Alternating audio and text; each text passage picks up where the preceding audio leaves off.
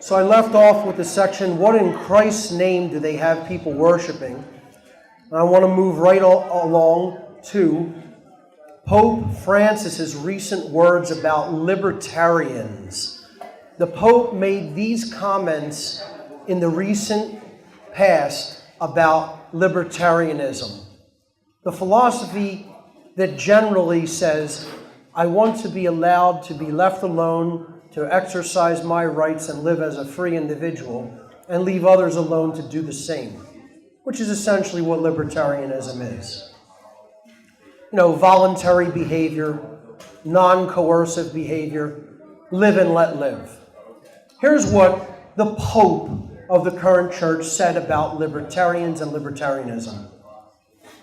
Quote, I cannot fail to speak of the grave risks associated with the invasion of libertarian individualism at high strata of culture and education. A common characteristic of this fallacious paradigm is that it minimizes the common good. Libertarianism is a more radical form of individualism that asserts that only the individual gives values to things and to interpersonal relations, and therefore only the individual decides what is good and what is evil. Libertarianism preaches that the idea of self-causation is necessary to ground freedom and individual responsibility. Thus, the libertarian individual denies the value of the common good. On the one hand, he supposes that the very idea of common means the constriction of at least some individuals, and on the other hand, that the notion of good deprives freedom of its essence. Libertarianism is an anti-social radicalization of individualism, which leads to the conclusion that everyone has the right to extend himself as far as his abilities allow him, even at the cost of the exclusion and marginalization of the more vulnerable majority. According to this mentality, all relationships that create ties must be eliminated, since they would limit freedom, and only by living independently of others, of the common good, and even God himself can a person be free. Could you even imagine the absolute fraudulent lies that are embedded in this diatribe?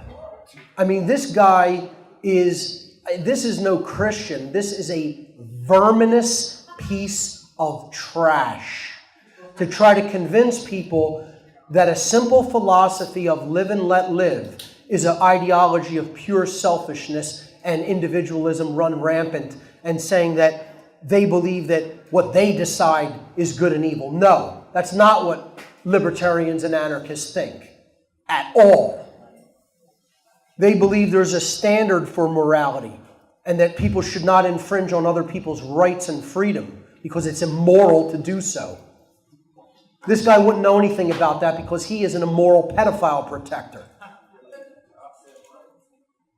So, before I leave this part of the presentation, I want to send out a challenge to our so-called Pope. Come to Philadelphia and let's go down to the arena where the old ECW arena is and meet me in the cage, and we'll settle our differences that way. You know, I hereby challenge the Pope to an MMA fight.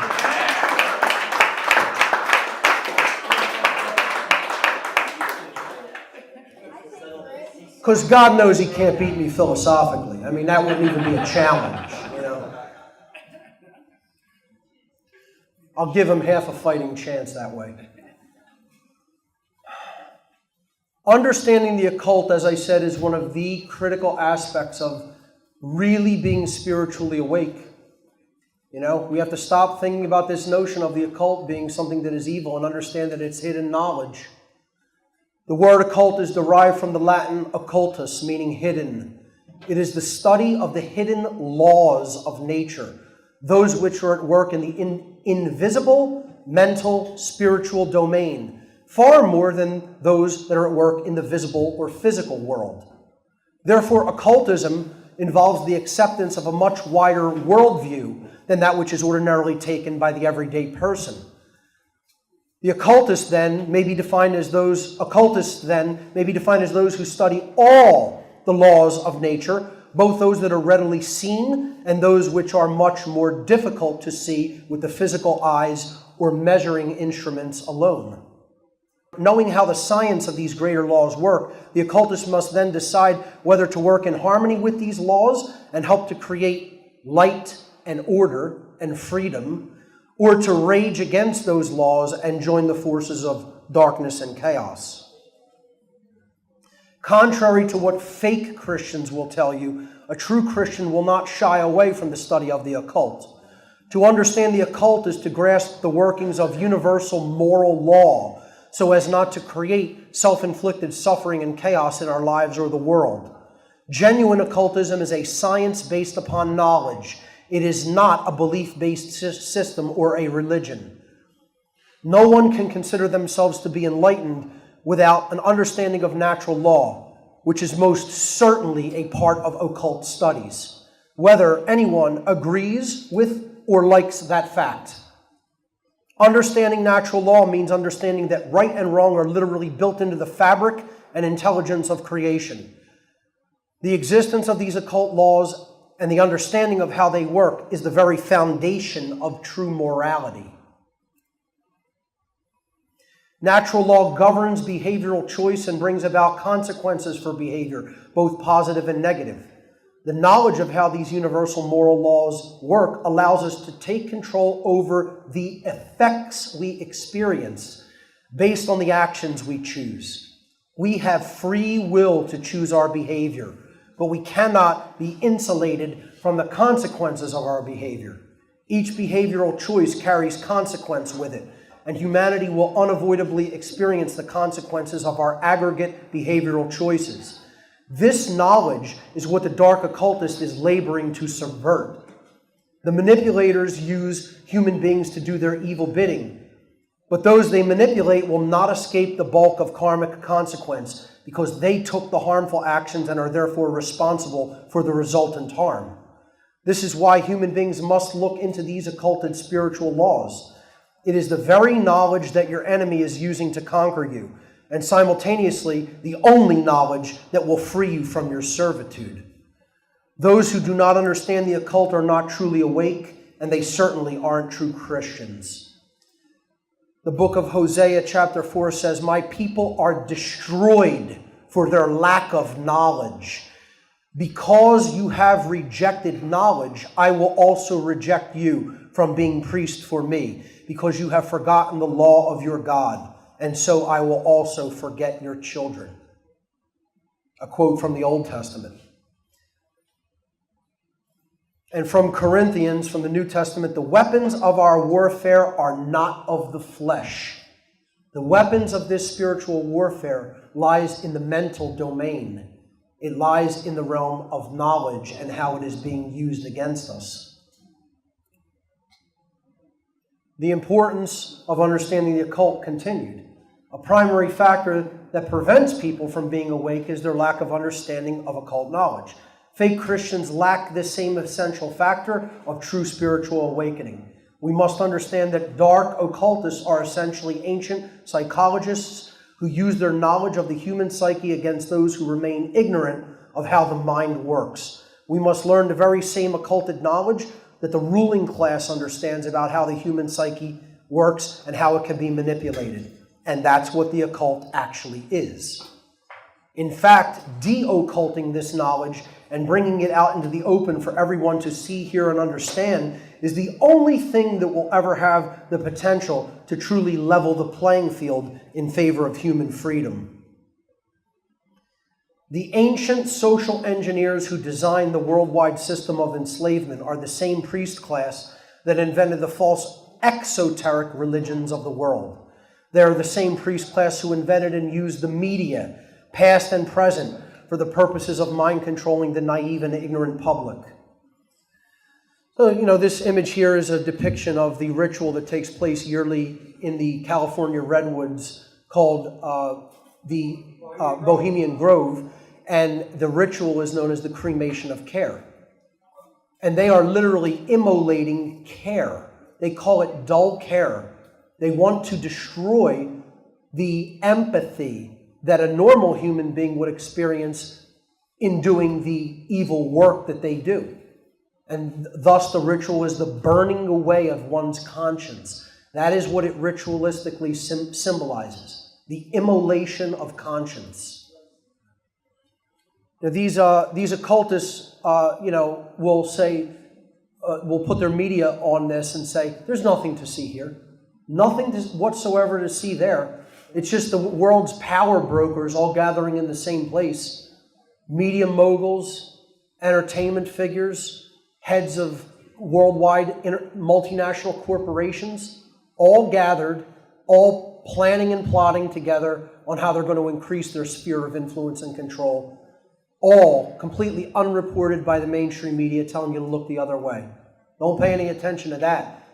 Multi-billionaires gathering in the same place in some weird, twisted, sick, demonic rituals. There's nothing to it. Yeah.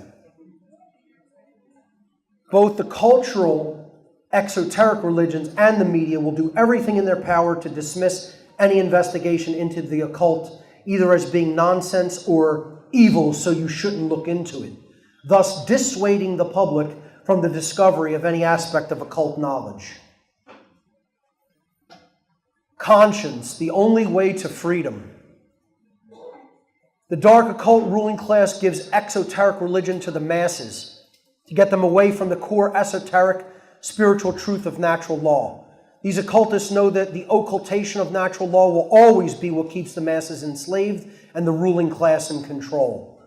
Under natural law, the law of freedom, as I refer to it, eternally governs the state of freedom of any society anywhere in the universe. The law of freedom states that as morality increases in the aggregate of any given population of souls, that society's collective freedom will also increase. Conversely, as any society's aggregate morality declines, that society's freedom will proportionately decline. In other words, as morality increases, freedom increases, and as morality declines, freedom declines. This is how natural law works. And so then you only need to look to the experience that we are undergoing. Are we gaining freedom or are we losing freedom? And therefore you will know in the aggregate percentage numbers, percentage-wise, whether we are becoming a more moral population or a more immoral population. And I think the verdict is clear. This is why the only prescription that Jesus ever gave for freedom in the New Testament scriptures was know the truth. Didn't ask anybody to believe in anything. Didn't ask them to believe that he was the Son of God. Didn't ask them to worship him. Didn't ask them to believe that he was, anything but someone who understood how the natural law worked and to try to live according to it. He didn't ask anybody to set up a religion in his name. That's all what people after his existence did. He was referring to the truth regarding our own individual sovereignty, the truth that there is no legitimacy to the notion of earthly authority, and knowing the truth of the difference between right behavior, which does not cause harm to other living beings or their rights or property, and wrong behavior, which does cause harm to other living beings or their rights or property. This knowledge comprises true conscience, and it is the only thing that can ever make humanity free, according to the law of freedom, which can never be undone or escaped. As morality in the aggregate increases, a society becomes more free. As morality in the aggregate declines, a society becomes more enslaved.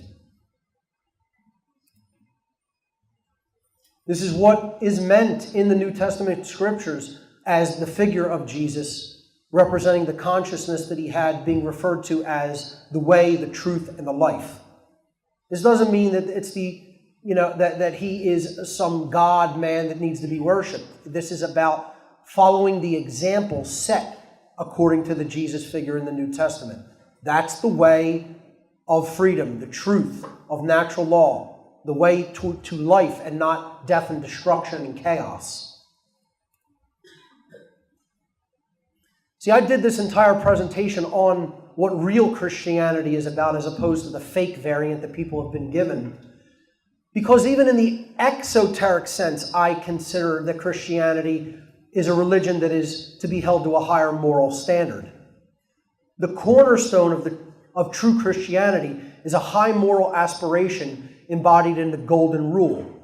The Golden Rule challenges people to treat others the way that they themselves would want to be treated and not to violate other people's rights, just as you don't want your own rights to be violated. This is why I personally hold the religion of Christianity, even in its many exoteric, variants, to higher moral standards than all other world religions, and therefore why I chose to make it the focus of this presentation instead of any other religious belief system. The Golden Rule is a true representation of a higher level of consciousness for those who subscribe to it and attempt to live by it. And it's so simple, it's almost stupid. You don't want something done to you because it's harmful? Don't do it to other people. That's really the apophatic version of the Golden Rule. Don't do unto others what you don't want done unto you. And to say it in the positive sense is just treat others the way you want to be treated.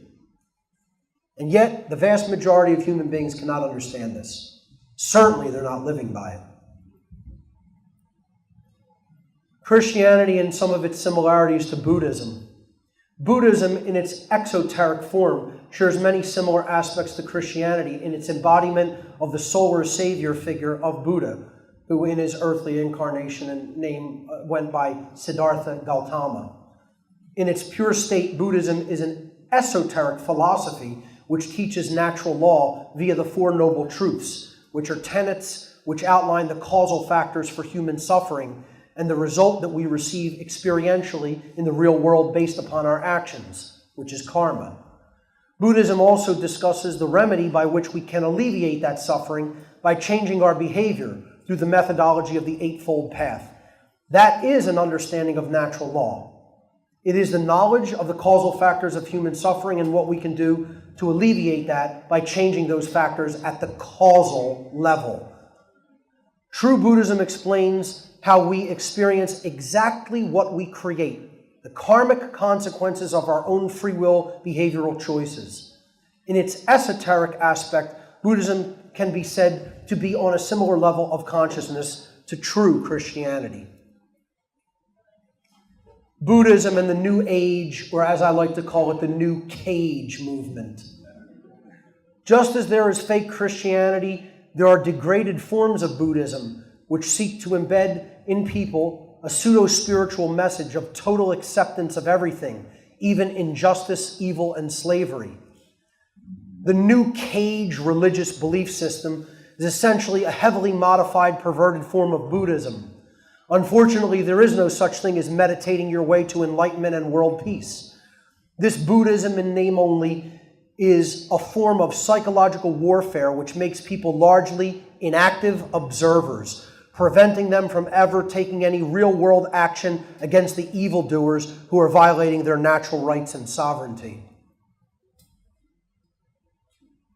The lost years of Jesus. Whether or not the New Testament figure of Jesus was a historical person or not, the biblical stories about him suggest that he left his home of Judea shortly after his childhood for many years before returning to the land of his birth and beginning his spiritual ministry. In the minds of the spiritually initiated, this can mean but one thing. Jesus traveled to Egypt during his so-called lost years and was himself initiated into the knowledge of natural law through the Commission mystery schools of ancient Egypt.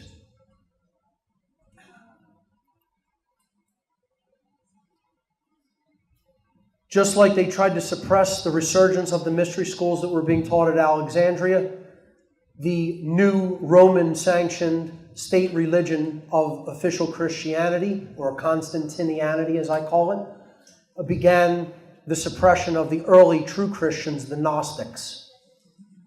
The philosophies upon which esoteric Christianity is based predates the 1st century AD accounts of Jesus by thousands of years. Gnosticism, which comes from the Greek word gnostikos, meaning possessing knowledge, and that in turn is derived from the Greek noun gnosis, which means knowledge, was a 1st and 2nd century religious system whose adherents wrote and practiced a pre-Christian form of the philosophy that Jesus studied and taught. Naturally, such esoteric knowledge had to be purged from early exoteric Christianity by dark occultists and the early church in order to ensure that the potentially transformative power of Gnosticism did not gain a foothold in the Roman Empire and threaten the power of the entrenched ruling class. The Nag Hammadi scriptures and other Gnostic texts, such as the Pistis Sophia or Faith Wisdom, contained ideas that the rulers of that time certainly did not want spreading far and wide. These teachings included an awareness of the unseen world, or the occult, which encompassed the existence of cosmic moral law, which governs the consequences of free will-based behavior. The Gnostics were teaching and understood natural law at their core of their philosophy. Exposing the rulership of what the Gnostics called the archons, the masters, the ruling class of the earth. Some people would say that they were non-human entities, the archons, either subtle, hyperdimensional or extra-dimensional beings, or even extraterrestrial beings. Regardless of what their nature was, their plan is the same: to control, to dominate, to manipulate, and to enslave. That's why I like to call anarchy anarchony. The word anarchy comes from anarchon, the absence of masters or a ruling class. It doesn't mean chaos, as we'll get to. Rejection of all archonic false authority in favor of the true authority of the universal Creator's moral law. This is what the Gnostics practiced and preached and accepted. They knew there was no legitimate authority in man. No such thing. The only authority is the law of the Creator. The concept that true spirituality was ultimately about waking up from worldly illusion created by incorrect, irrational, and immoral thinking. They coined the concept waking up from illusion. We still use this term today in spiritual movements. Karmic consequence accrued over multiple lifetimes, which was completely wiped out from the canonical scriptures in the Council of Nicaea. The existence of 3 distinct types of human soul groups. This may be one of the most interesting Gnostic philosophies, because it may explain why we have such a difficulty in waking people up to truth. They considered these 3 different soul groups to be different classifications of spirituality within human beings. The first group were known as the Hylics, Hylics, Hylics. And they were this was the class of human beings that was completely identified with materialism and base instincts. They only identified with the physical body and the material world. They were spiritually unconscious, and they would be extremely difficult or impossible to awaken because they were so rooted in the ego and so rooted in the flesh. They never even considered spiritual matters. They never turned their mind to it at all. So that's the Hylics. Then they had a group of human beings that they classified as the psychics. The people who had some form of spiritual consciousness. They were somewhat embedded in mind. They could conceive, they could have conceptual thought processes. But they only really grasped spirituality from a simplified emotional perspective, rather than from a place of true, deeply rooted knowledge, or in other words, occultism. And the Gnostics considered that the psychics were possible to wake up, but with some effort. You had to put a lot of effort. They were fence sitters, in other words. You could bring the knowledge to them and they would listen, at least with an open mind, maybe consider it, and maybe they'd move a little bit in consciousness in a lifetime. And maybe you could wake some of them up fully. And then some of them, they didn't wake up and they went back into the illusion. And then the third group was known as the pneumatics. I love the name. And, it comes from the Greek word pneuma, meaning spirit. And these were those who were spiritually awakened. They were, the high consciousness soul group. They were elects or adepts who incarnate to become teachers of spiritual knowledge. The pneumatics. And, how many people have ever heard this? Ever. 1, 2, 3. 3 in the room. Okay? So even people who, study this type of esoteric information and spirituality, it's buried. They don't want people understanding this. The early church didn't want people understanding this. Certainly the ruling class doesn't want them understanding it. So what other horrors did the early church conduct, aside from the suppression of the Gnostics? The genocide of the Albigensians, one of the most brutal treatments of people anywhere and at any time period in history. This is where some of the most ruthless medieval torture came out of, from people who considered themselves Christian and holy people. The work of purging inconvenient competing spiritual knowledge was certainly not limited to the early church. Most people have heard of the Christian crusades of the Middle Ages. These military campaigns included the infamous Albigensian Crusade of the early 13th century. The Albigensian Crusade was a 20-year military campaign initiated by Pope Innocent III to eliminate the Christian sect known as the Cathars. This is where we get the word cathartic. The Cathars in the Languedoc region of southern France. While the Cathars they could be considered an extremist ascetic sect. They really believed in the purging of the physical and the primacy of the spiritual, which was sort of imbalanced. And they really lived a very ascetic lifestyle. They still taught against the idea of false authority being vested in any worldly institutions, especially church or state. So you could consider that they were anarchists, or at least anarchic. And I'm telling you, the ways that they were tortured is, the realm of nightmares. Here's Pope Innocent, very innocent. He said, anyone who attempts to construe a personal view of God which conflicts with church dogma must be burned without pity. And he's not talking about like spiritually burned or like, I'm going to really light you up verbally. He meant burned with fire to the death. And they lit people on fire, doused them in oil, lit them on fire. Very Christian of them. Very Christ-like. They broke people at the rack, putting them on a torture wheel and snapping their bones with hammers, or stretching them, lighting fires under their feet, burning all the skin off their feet till they bled out. The strapado was another medieval instrument of torture, where somebody's arms were tied behind their back, and then they were hoisted up via a pulley system with their arms behind their back and all their weight. And eventually they would suffocate like that. It's like crucifixion. Very Christian behavior. And, the souls that underwent this torture, I still think they're not at rest. From understanding some of the stories of the Languedoc region of southern France, these souls are still, wandering in some cases and not at peace because of the kind of tortures that they underwent. That's what the early church did and the medieval church did. Fake Christians, if there ever were. I want to do this whole section on atheism because I don't want people getting the impression I'm an atheist. I'm not a traditional Christian. I'm an esoteric Christian.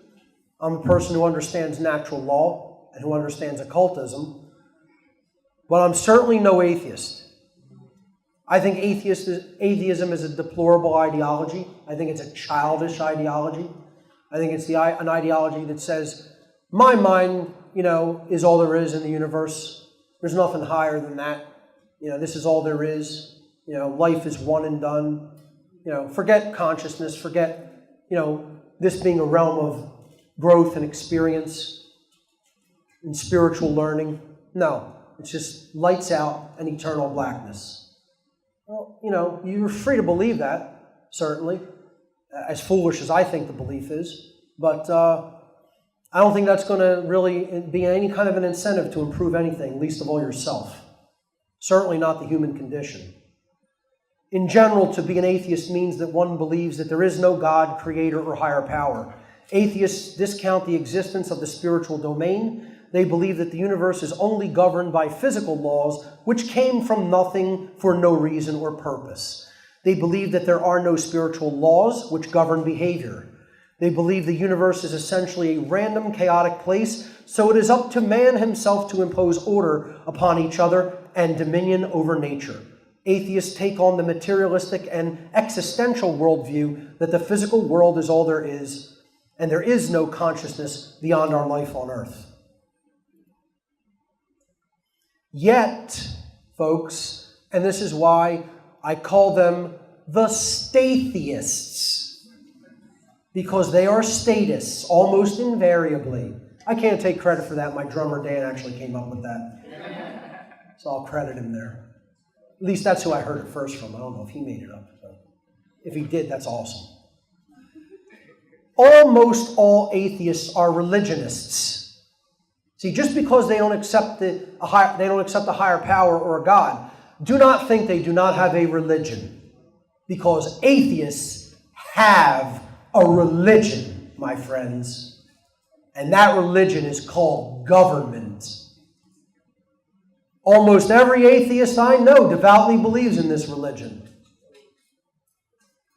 They pray at the altar of government, the most dangerous religion on the face of the earth, because it is firmly rooted in coercion and violence. They also pray at the altar of scientism, not true science. They pray at scientism's altar. This is the form of state-funded, quote-unquote, science, whose decrees they accept and believe in with religious fervor. So yeah, atheists do have their religions. It's called government and science, scientism. Make no mistake about it, the atheist mindset is the death of care. In this worldview, there is little incentive to improve consciousness or morality, and no incentive whatsoever to end the human slavery called government. Atheism is and always has been the pathway to spiritual death, which is why governments and the ruling class love atheism. They love it when this ideology infects the minds of the masses. This is also the reason why atheists were, are, and always probably will be banned from being students at any and every mystery tradition school ever upon the face of the earth. And you could probably say, except this one. I'll try to teach an atheist, but not with much hope. I won't really give him too much time. I'll be like, I'll explain to you what I have come to understand, but, you want to go on this, tirade about man's the highest power in creation. It's just like, that kind of foolishness. The old saying, you play silly games, you win silly prizes. Well, you're winning some silly prizes with that mentality because the earth is headed into total tyranny and slavery. And it's based on these erroneous ideologies of religion, money, atheism, scientism, etc. The belief in government and authority.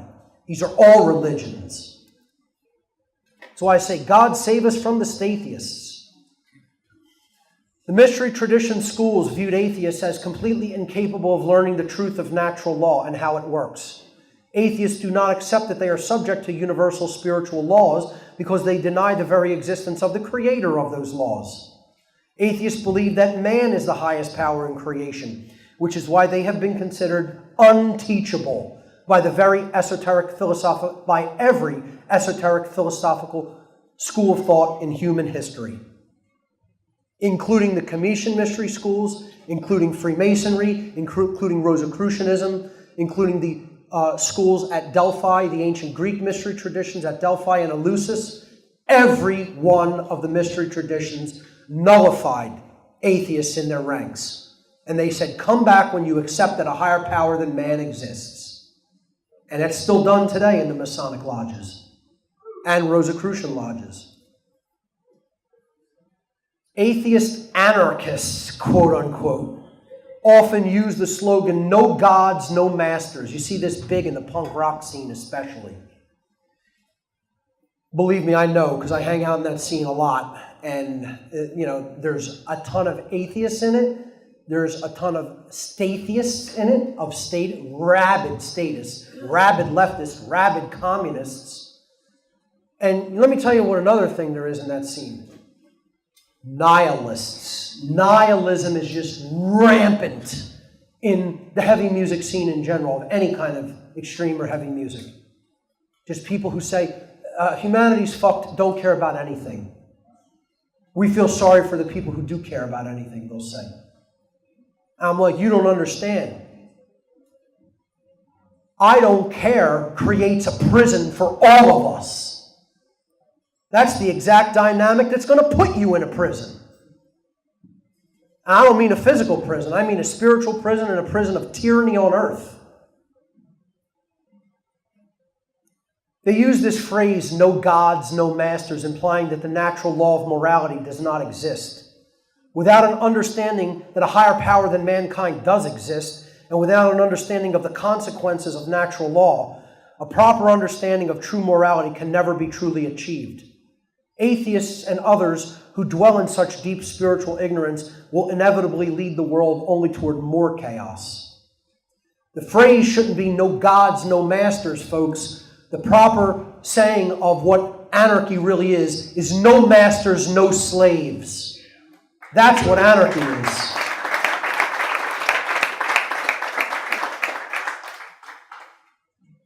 Fake Christians don't know what Satanism really is. They have this Hollywood, B-movie imagination of what Satanism is as an actual religion.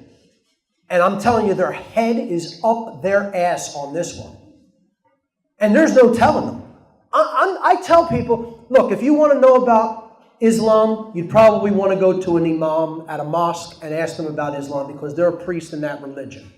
If you want to know about Judaism, you'd probably go to a Jewish rabbi in a synagogue and ask them about Judaism because they're a priest in that religion. You want to go and learn about at least exoteric Christianity, you might want to go find, a Catholic or a Protestant priest in a church and ask them about their religion.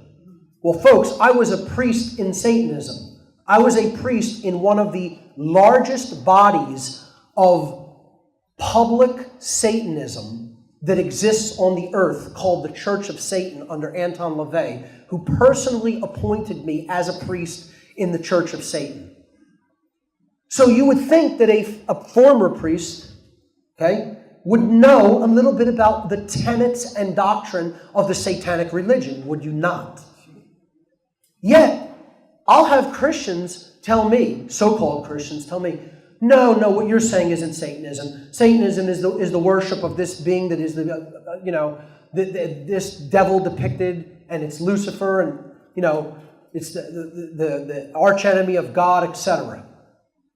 And I'm trying to explain to them, you don't understand. This is a worldly, it's an ideology, a way of living in the world. It has tenets and things that you actually do, and ways that you actually behave, and ways that you actually think. This isn't just about going out into the woods and lighting bonfires and sacrificing animals or dressing in black robes. This is not what Satanism is. It's part of fake Christian belief that they know what Satanism is and other people don't. I've been trying to expose real Satanism for the last 15 years of my life. I'm telling you, people still don't get it. They won't take it from somebody who is an actual priest in the religion. It's like having the playbook of the other football team and taking it across, to the other coach and saying, "Listen, here's all the plays they're going to run," and they're like, "Get out of here! I don't want to hear that. We'll do this our way." Can't even give them the playbook. That's how dumb they are. The dark occult controllers of our world manipulate the masses of people by giving them their mindset and their religion. This is the best way to have them continue fighting and weaken each other so that they are easier to control and rule. See, they give people little watered-down variants of their own religion and their own mindset. They're still the big chiefs and the big priests of this religion, and they still have the big satanic mindset. They give people the smaller one because the bigger can control the smaller.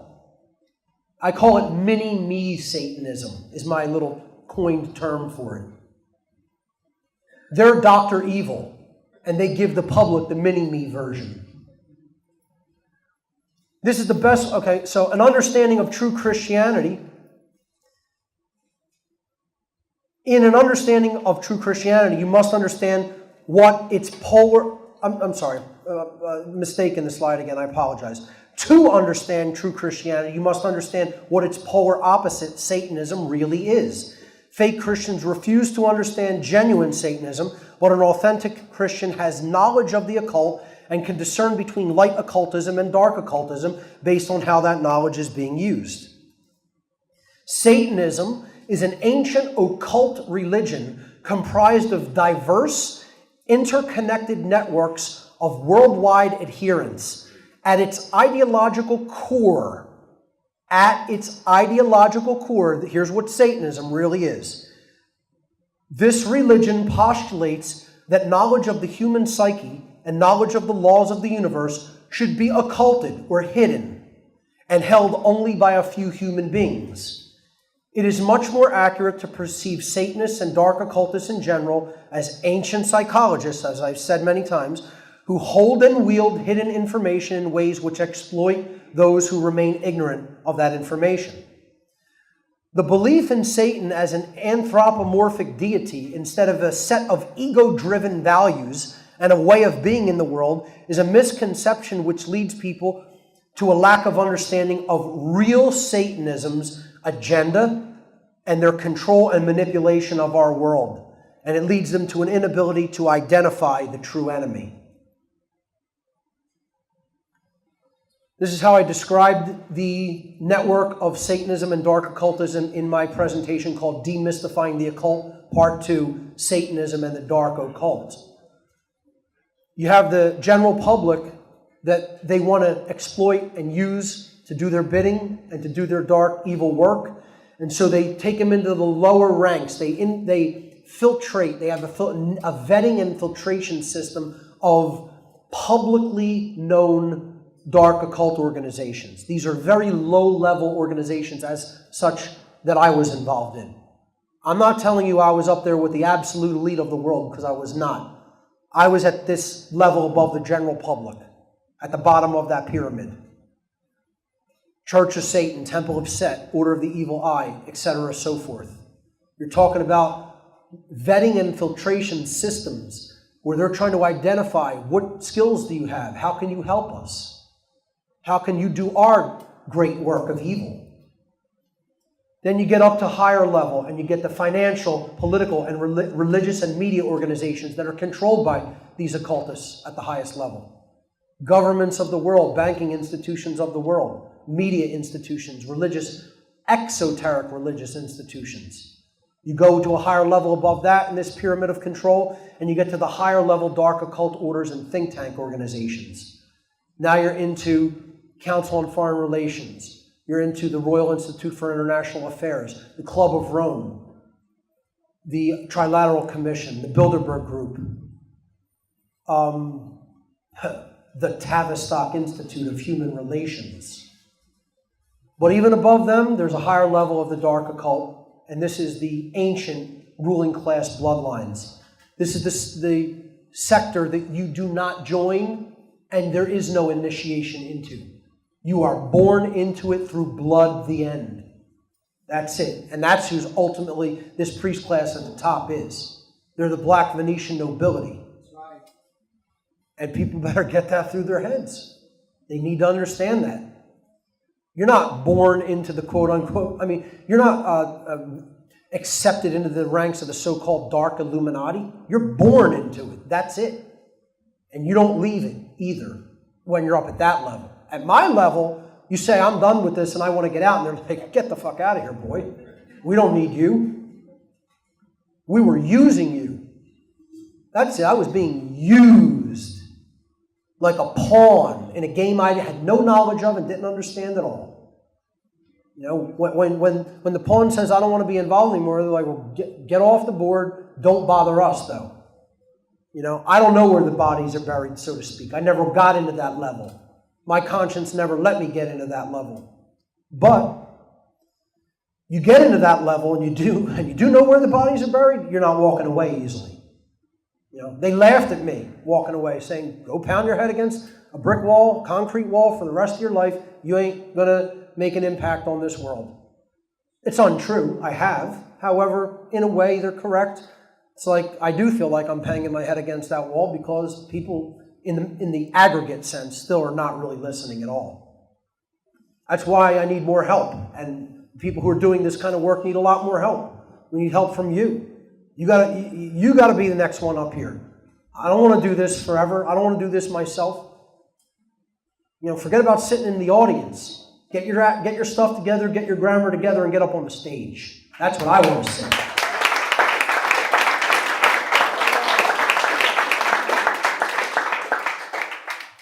The symbolism and trappings of the Christian devil or Satan are used in modern Satanism for two reasons. The first is to try to make outsiders see Satanism as, quote, just another quaint religious belief that is based upon traditional Christian belief systems. The second is to associate itself with the adversarial dynamic in nature, referred to as involution in the occult world, the force which opposes true evolution in consciousness by making us divided and contradictory in our own thoughts, emotions, and actions. The word Satan is derived from the Hebrew word shaitan, meaning adversary. That's shin tav nun, shaitan. It means adversary or opposer. Satanism is ultimately about being opposed to the true order of natural law. That's the adversarial force. Satanism works against the ordering force of natural law to bring in chaos, to usher in chaos and suffering. Fake Christians lack the common sense of conscience. This is the part where I'm going to try to attempt to explain the difference between true right and wrong versus arbitrarily deciding what right and wrong are. Conscience is the knowledge of the difference between right and wrong behavior. Conscience is not the behavior itself. People think conscience is behavior. It is not. Conscience is knowledge of the difference between right and wrong behavior. The exercise of conscience is the behavior. That's when we actually take it into the realm of action, when we exercise the knowledge that we have taken into ourselves through our behaviors, through our actions. Conscience is not the desire or intention to do the right thing. This misconception causes many people to believe that they themselves or others have conscience when they do not. Ladies and gentlemen, most of the people of this world do not possess conscience. It doesn't matter whether they think they have it or whether you think they have it. Because conscience is knowledge. And how many people actually do have the definitive, objective knowledge of the difference between right behavior and wrong behavior? How many could actually articulate it to someone else? How many people can actually define what a right is? Again, I've made this social challenge, this social experiment challenge. Go and ask people on the street what is a right, and they will not be able to define it. They will not be able to tell you. A right is an action which does not cause harm to another sentient being. They will not be able to give you that simple definition of a right. And if you don't know rights, you don't have conscience. And if you don't know rights, you're going to lose them. You're certainly not going to be able to protect what you don't even know. And it's not going to be with you for very long, if at all. Someone can have all the desire or intent in the world to do the right thing, but if they do not have the knowledge to do so, they can never succeed in actually doing that task, doing what is right. Look, I could say, hey, I want to build race cars. I really have the intention and desire to build race cars. But if I don't go and actually learn the tool set to build race cars and then actually practice and do it and build race cars and learn how to really do it for real, I'm never going to build a race car. You want to learn how to paint. You don't say, I have the intention to learn how to paint. You actually get involved and do it. This is what people don't understand about real conscience. It's not about saying I have the intention to do the right thing. It's actually about doing the right thing. Intention is meaningless. Action is everything. Intention is meaningless. Behavior is everything. A constant theme throughout my work. Knowing moral law and living it is entirely different from merely wanting to do so. And because of this, most people don't know what it means to be a truly good person. They have this nebulous idea of what it means to be good. And most people say, oh, that person is generally good. Well, do they know the difference between right and wrong? Do they use their free will to choose right over wrong in every moment of their life? Well, then don't tell me they're a good person if they're not doing that. Don't tell me order followers are good people. Don't tell me cops and military are good people. Order followers, by definition, cannot be good people. Zero. None. 100% blanket statement, absolute. If you're an order follower, you're not a good person. To be a good person means you follow conscience, not orders. It means you know the difference between right and wrong, and then you exercise that behavior by choosing willfully of your own knowledge the right behavior over the wrong behavior once you understand the difference between those two modalities of behavior. Order followers don't do that. They act on what somebody else told them to do. And that is morally wrong all the time. So the only good order follower was one who has stopped being an order follower. They're no longer that thing. So there is no such thing as a good order follower. Developing true conscience means that a person integrates within themselves the definitive and objective knowledge of the difference between right behavior and wrong behavior, empowering them to truly do what is right by choosing right behavior over wrong. Sadly, most modern-day Christians have a severely distorted understanding of conscience, where it comes from, or how to exercise it properly. The word conscience is derived from the Latin consciere. Very interesting, okay? I recently actually learned this. I knew that it came from con and sciere, which means to know together. Con means together or with, and sciere means to know. But I didn't know until recently what the verb consciere in its full context actually meant. The Latin verb consciere means to know well, to know in fullness, to know definitely. So, if somebody, he knows that information, well, you wouldn't say consciere, you would say sciere. But, whoa, he knows that. He's an absolute expert on that. He knows it deeply and in its fullness. Then you would say consciere, to know in its absolute fullness. In other words, to grok. How many people know Heinlein, Stranger in a Strange Land? How could I be bringing up all these great works of fiction and media and like two people know about it? Robert Heinlein, folks, Stranger in a Strange Land, one of the greatest science fiction stories about an anarchist that you will ever read. Please read it. Short novel. You know what I'm talking about. Okay. Yeah, Michael Grox. Yeah, okay. So, consciere means to grok or to understand in its fullness. And that's what conscience is, folks. To know it definitely in its fullness, the difference between right and wrong.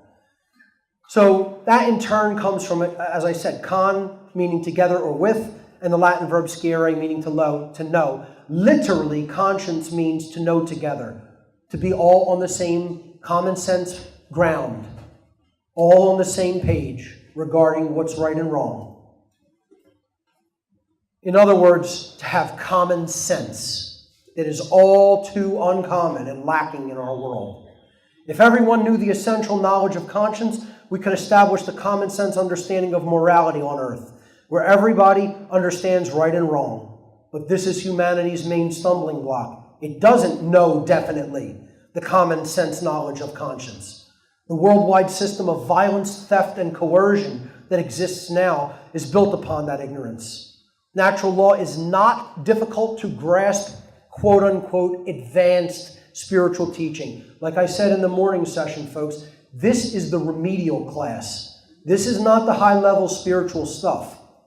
This is the basic foundational building blocks of what you have to lay a foundation with to get to any higher levels of spirituality. This is the basic elementary foundation. People becoming aware of the knowledge of true conscience and aligning their actions with it is the only way to alleviate the self-inflicted suffering, the self-inflicted sufferings human beings have created in the world. I wish that common sense was more common. So, fake Christians' variant of morality. True morality versus arbitrary morality. This is the kind of morality that is often practiced in the Christian church, the so-called Christian church. They don't have morals. They have likes, dislikes, preferences, whims, and aesthetic likes. Things that they find pleasing or somehow repugnant. Immoral behavior, by definition, is coercive and violent behavior which causes harm to another being's life, rights, or property. Any action that does not infringe on another's rights or cause harm to a sentient being is a right. Actual wrongdoing is a violation of rights by some form of theft, murder, assault, rape, property theft, trespass, or coercion. Fake Christians will not accept such a standard from what they consider wrong, and will attempt to impose their own idea of morality onto a behavior or activity which they find distasteful or aesthetically unpleasant. Again, they're not teaching in their ranks what real right and wrong are. They're saying, oh, that woman's skirt is too short. That's wrong. That's immoral. They're not harming anybody. Oh, the fake Christian doesn't like people who smoke cannabis. They find it unpleasant and distasteful. Well, then don't smoke it. Don't tell me I can't or use it for healing of my body. It's like, that's a right. And they'll say, oh, no, that's immoral and a wrong. No. You want to consider it a vice because you find it repugnant or unpleasant. That doesn't mean it's a crime. A crime has to have a victim. There has to be a violation of rights for a crime to have been committed. They will then incorrectly label such, vice or repugnant behaviors as wrong or immoral just because they don't like or approve of them. Worst of all, they almost always want their preferences violently forced on by everybody else, by government. They believe that the church can decide that vices are sins and the state can decide that vices are crimes.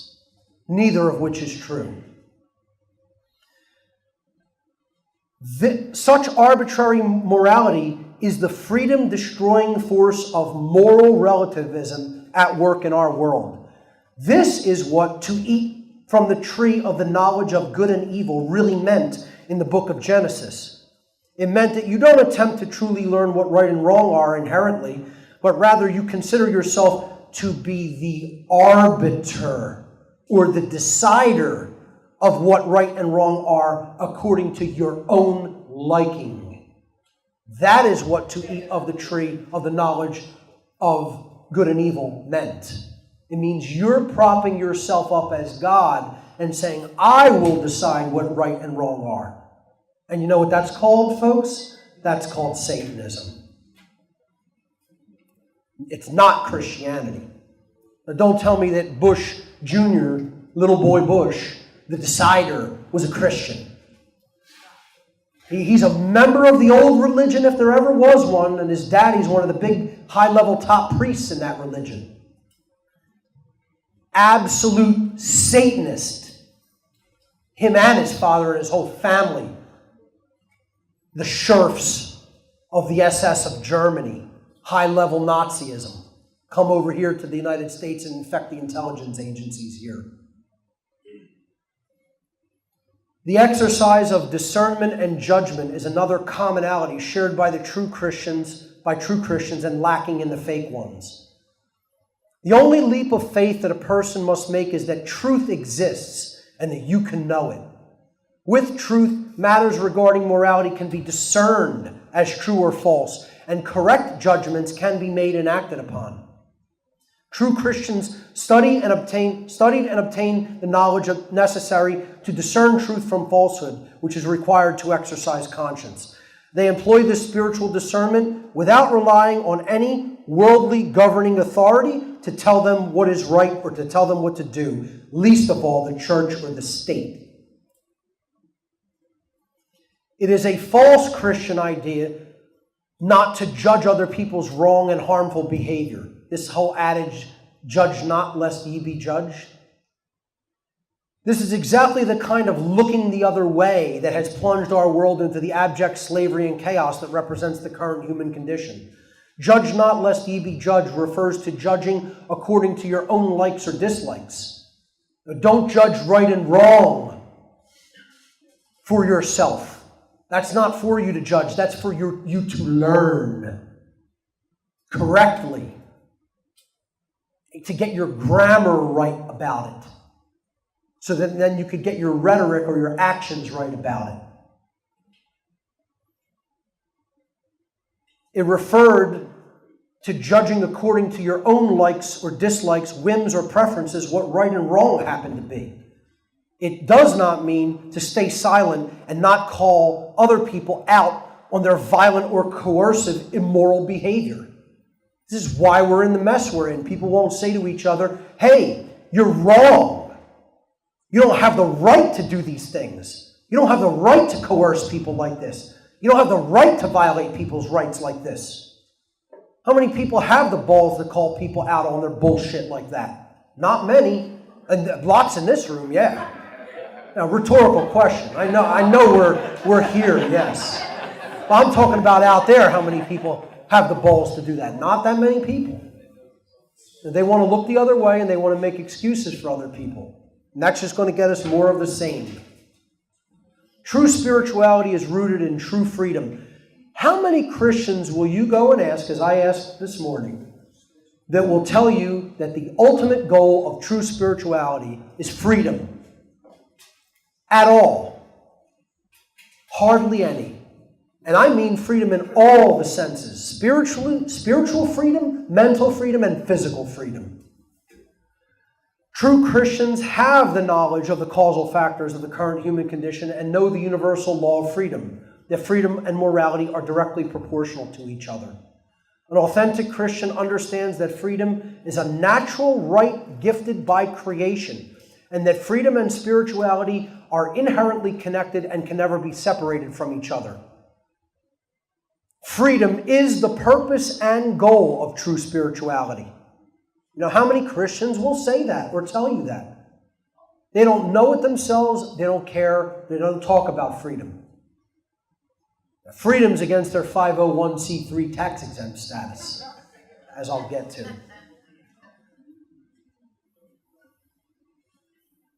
Freedom is the purpose and goal of true spirituality. Fake Christianity and the New Age movement constantly attempt to de-emphasize the role of knowledge and freedom. Morality is based in knowledge, and it is essential to freedom. When knowledge is de-emphasized and belief is heralded, it will always lead to a degradation of morality, and therefore a degradation of freedom, because morality and freedom are inseparably interconnected. We are given exoteric religion to distract us and keep us from having and exercising the common sense knowledge that can make us truly free. True Christians are deeply aware that genuine spirituality is all about freedom. Spiritual freedom, mental freedom, and physical freedom. Not just two of the three. Not just having your spirit be free and your mind be free, but free to, in the physical domain, exercise the rights that you have and that are yours to exercise. And not be infringed on those rights to exercise them. Not have your rights infringed by coercive efforts of government. That's what real freedom is. Freedom is the right to engage in an action that is not harmful to others unrestrained by others. It means no one comes along and says, hey, you can't communicate with this person. You can't engage free speech. Hey, you can't engage in this voluntary interaction with people. You can't sell them this and they wanted it and it's a voluntary exchange because you don't have a license to do it. That's not freedom. You know? Unrestrained by man in the physical domain. That has to be what real freedom encompasses as well. It's not just two of the three. The spiritual, mental, and physical freedom, body, mind, and spirit, all need to be present for true freedom to be present. 2 out of 3 is not good enough. The illusion of serving two masters. Matthew 6:24 says, no man can serve two masters, for either he will hate the one and love the other, or else he will hold to the one and despise the other. You cannot serve God and mammon, and you cannot serve God and the state simultaneously either. False Christians' true service is to the religions of authority and money. Many people who believe they're Christian serve authority and money in a far more loyal capacity than to their falsely claimed service to God and the message of Jesus. There is no higher contradiction than believing that man's law is somehow on par with or ordained by God's laws. This is pure cognitive dissonance and a noteworthy hallmark of a false authoritarian Christians, which is what I call them.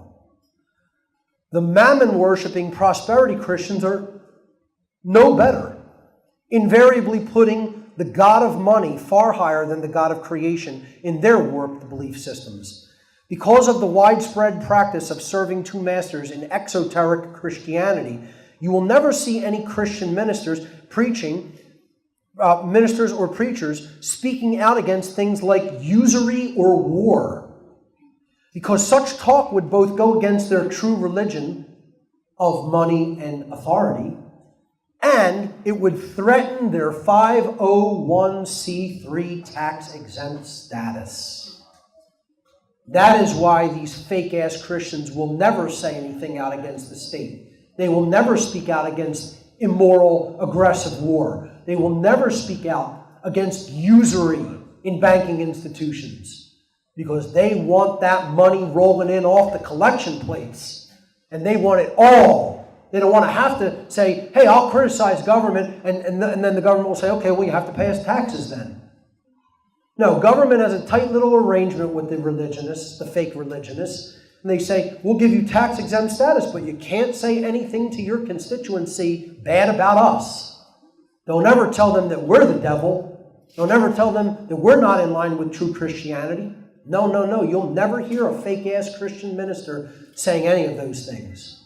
They love that mammon, and they worship it with all their heart and soul.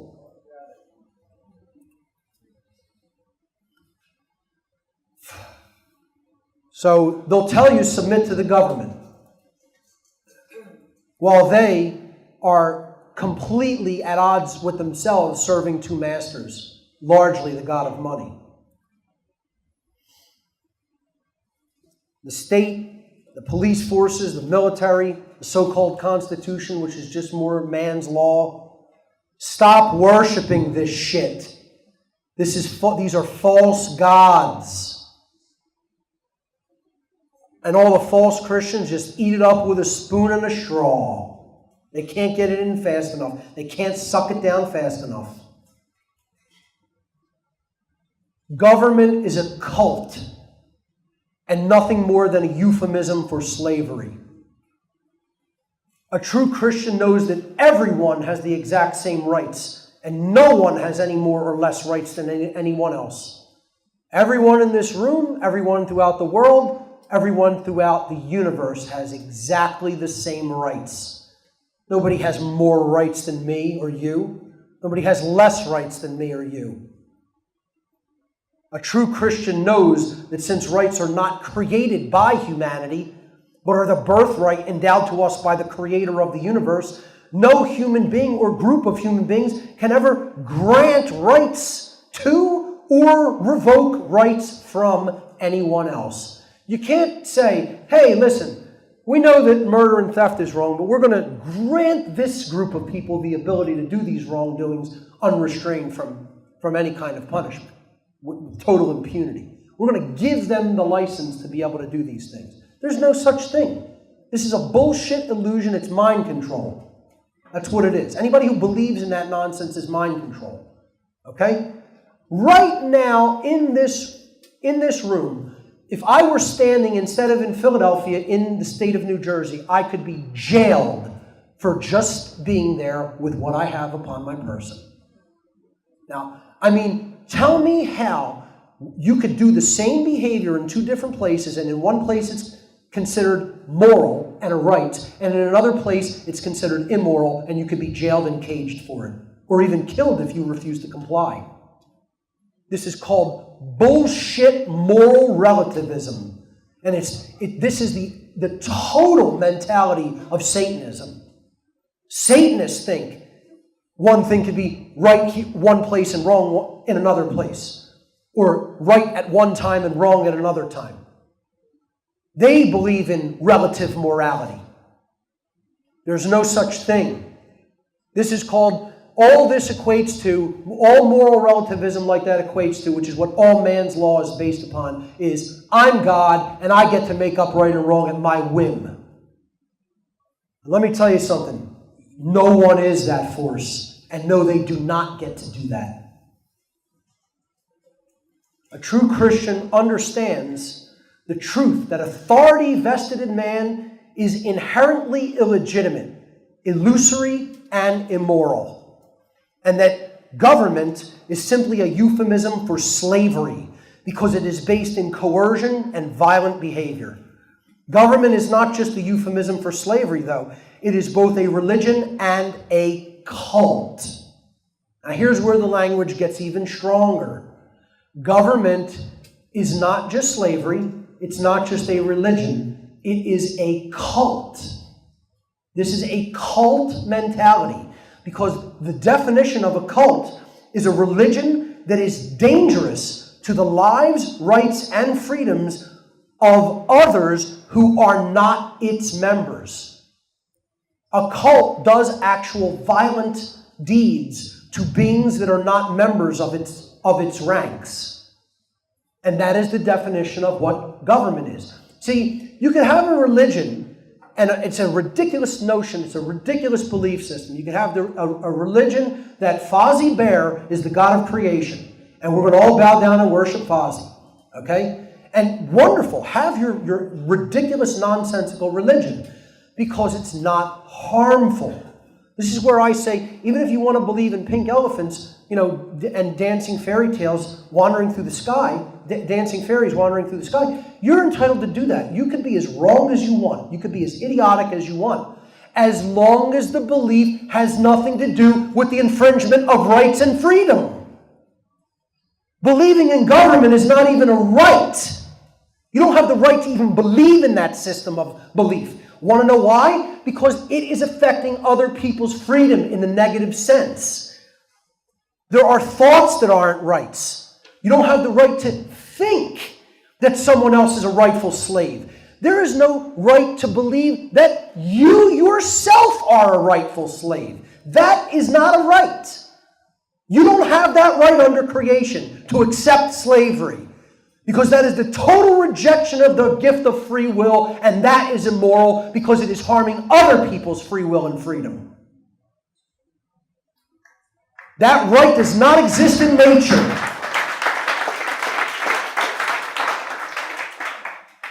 This is why they don't want you to read the Founding Fathers' writings. They were telling people this in their writings. Some of the deepest philosophical works of man, whether you agree with some of the actions that they didn't go all the way into anarchy. I agree. They fell short of the standard. They needed to stop at the Declaration and never constitute a new government. Declare freedom and say anybody who wants to try to take it from us, come and try. That's freedom. See, it's liberty or death. That's the choice. That's it. That's what it means. You got to be willing to put it all on the line if you really want to be free and not have rulers. We're going to get to that level of sacrifice that this might take.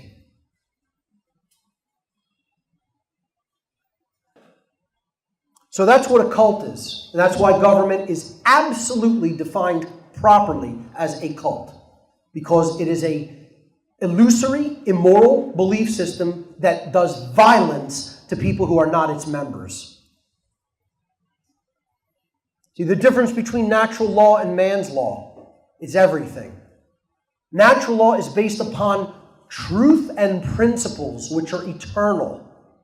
They're inherent to creation. They exist everywhere, at all times and places. Man's law is based on dogmatic beliefs, which are constructs of the illusory mind. Natural law, or karmic law, or moral law, or God's law, whatever you want to call it, is harmonized with due to knowledge and understanding. Man's law isn't harmonized with, it's complied with due to fear of punishment, of what will happen to you if you don't comply. Natural universal law is universal. It's cosmic. It exists everywhere in creation. It applies anywhere in the universe, regardless of time or location. Man's law differs with location based upon the whim of legislators. You could do one thing in one place, and you do it in another place, you could be caged. That's moral relativism. Natural law is eternal and immutable. It exists and applies for as long as the universe exists, and it cannot be changed by any force in the universe. No one is capable of changing natural law, or not being bound by it, for that matter. Man's law changes with time based upon the whim of legislators. So you look at prohibition in the 20s, alcohol was illegal, it was legal, it became illegal, and then it went back to being legal again. Well, was it immoral? Was it moral, became immoral, and then went back to being moral again? Is that what happened? You know, the people who made and consumed alcohol were moral people, and they had the right to do it. Then, for a brief time, that's an immoral act, and you're harming other people. And then, when they repealed prohibition, it became moral again, and it's okay to do it again, and you won't be caged for it. I mean, this is absolute ridiculous nonsense. A 3-year-old can figure out that that's bullshit. And adults who consider themselves adults can't. People are a joke. Most so-called Christians don't understand the slavery inherent to systems of government authority. I call them authoritarian Christians, and they're no Christians at all. They've bought into the outrightly satanic idea, which dark occultists placed into the biblical scriptures, that government is quote-unquote ordained by God. Once again, book Romans 13. These fake Christians do not understand that authority is an illusion of a diseased psyche based entirely in violence and built upon the erroneous and dogmatic belief that some people are the masters who have the, quote, moral right to issue commands, which they call their laws, while others are slaves who have a moral obligation to obey the masters. They have failed to see that the God of creation would never institute or condone government, because the God of creation does not want slavery for anyone. The God of creation wants freedom for everyone. And so-called Christians, need to understand that and get their head out from up their ass regarding their nonsensical and non-Christian belief in government. The only quotes outside of biblical scripture that I'm putting in this whole presentation, I'm going to compare myself and one of the founding fathers, James Madison, who, God bless him, he helped write the Second Amendment. He co-authored the Second Amendment with George Mason. And so thank God for those men. But he was a Federalist and he was a statist long term. And he said this: if men were angels, no government would be necessary. This is a quote from one of the founding fathers, James Madison. Let's see how James stacks up to me. And let's see who's a little bit more Christian. I say, since humans aren't angels, and I certainly agree with that, none are fit to rule. Put that on my gravestone.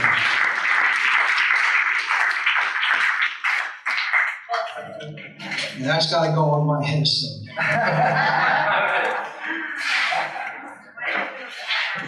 Only anarchists can possibly be true Christians. Now, how about that for an incendiary statement to the fake Christians out there? Only anarchists can possibly be true Christians. The word anarchy is derived from the Greek prefix an, meaning without or the absence of, and the Greek noun archon, ruler or master. Anarchy does not mean without rules. There are still rules in anarchy called natural law. It means without rulers, without masters. Anarchy means the absence of slavery, or in other words, true freedom. Only anarchists can ever possibly be true Christians. True anarchists reject the authority of man, the authority of government, and reject the concept of an intercessor between oneself and the Creator. And they take personal responsibility for their actions in this realm. Rejecting the imposed rule of the illusory authority of government, true anarchists align themselves with service to a higher power, the natural law of creation, from which all natural rights are ultimately derived. Now, don't get it twisted and think that the opposite logic applies. All anarchists are not necessarily true Christians. We also have to understand that, because Christianity involves more than just the rejection of authority. Real esoteric Christianity does. It's important to understand that one is not automatically a true Christian just because they consider themselves an anarchist. A person who rejects worldly authority must still possess and live in accordance with the moral knowledge of natural law and the golden rule to be considered a true Christian. Some may recognize the illegitimacy of man's authority and yet fail to understand natural law or to behave morally. Therefore, all true Christians are anarchists, but not all anarchists are necessarily Christian. I'll say that again. All true Christians must necessarily be anarchists. If you say that you are a Christian, you must recognize and identify with being an anarchist. Because that means you don't equate, you don't acknowledge or give any legitimacy to the authority of human beings, or man, or government.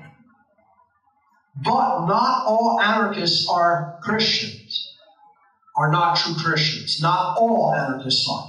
Only the ones who basically live according to natural moral law and the golden rule could be considered true Christians. Prosperity Christianity.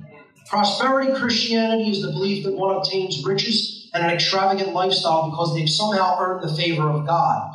The ruling class occultists behind exoteric religion invented this spiritually degenerate belief system to try to make people believe that being greedy and ruthless and hoarding resources is some kind of a moral path in life. There are Christian ministers out there teaching this pure garbage, telling people that becoming like these multi-billionaire elitists who have the slightest inclination toward helping others is some sort of a Christian aspiration. And that if you achieve those kinds of worldly riches, that you've arrived as a Christian because God has favored you. True Christians know that enlightenment has nothing to do with pursuing greed, comfort, or bliss in a world filled with suffering. Pursuing your own pleasure and doing nothing to morally educate others is a satanic mindset. True Christians know that they have a moral obligation to care enough about what is wrong with our world to take real-world action to change it for the better. You know, here's these prosperity Christianity. Imposters, living for the money, bilking people of their hard-earned money, breaking it in with these televangelists and their shows. I mean, it's pathetic and deplorable. And it goes directly against true Christian scripture. In the New Testament, book of Luke, Jesus said it is easier for the camel to pass through the eye of a needle for a rich man to enter the kingdom of heaven. And I have found this personally in life to be true. The people who have the most money don't care about what's going on because they love this system. They like it. They look at it like, hey, it's done well for me. I'm in a good position. Screw everybody else. Most people would trade places with the dark occult controllers of the world in a heartbeat. They would say, oh, you control everybody, you control the world, you're the masters of all these slaves. I trade places with you in a heartbeat. That's what they would say. Most people would make that deal.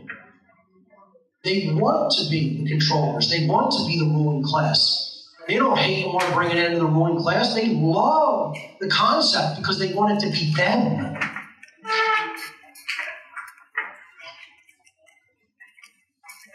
Salvation is Christianity. These fools believe that you can only be saved or attain salvation from suffering through faith alone, or by merely accepting Jesus as your personal Savior who died for our sins. In such a ridiculous spiritual worldview, actions become meaningless, and good works can't save you, as they'll say, since all that is required for your salvation is a certain belief, the belief that Jesus is God and died for your sins, for your repentance. True Christians care enough to take real-world action to create real-world change. Being saved from our self-imposed slavery will come in the form of knowing the difference between right and wrong behavior and then applying that knowledge through our actions. How about instead of looking at Jesus as someone to be worshipped or believed in as our Savior, we instead look at what He told us about how to actually live in the world, which is what can actually save us from slavery and annihilation. Zionist Christianity. I don't speak on the topic too much. I got into it in one particular podcast, but I'm going to say a bit about it here. Zionism is an elitist and racist political ideology based on Talmudic Judaism, a false form of the Judaic religion, false as Jews. Zionism has gone by many different names throughout the world, but it is essentially pure dark occultism at its core.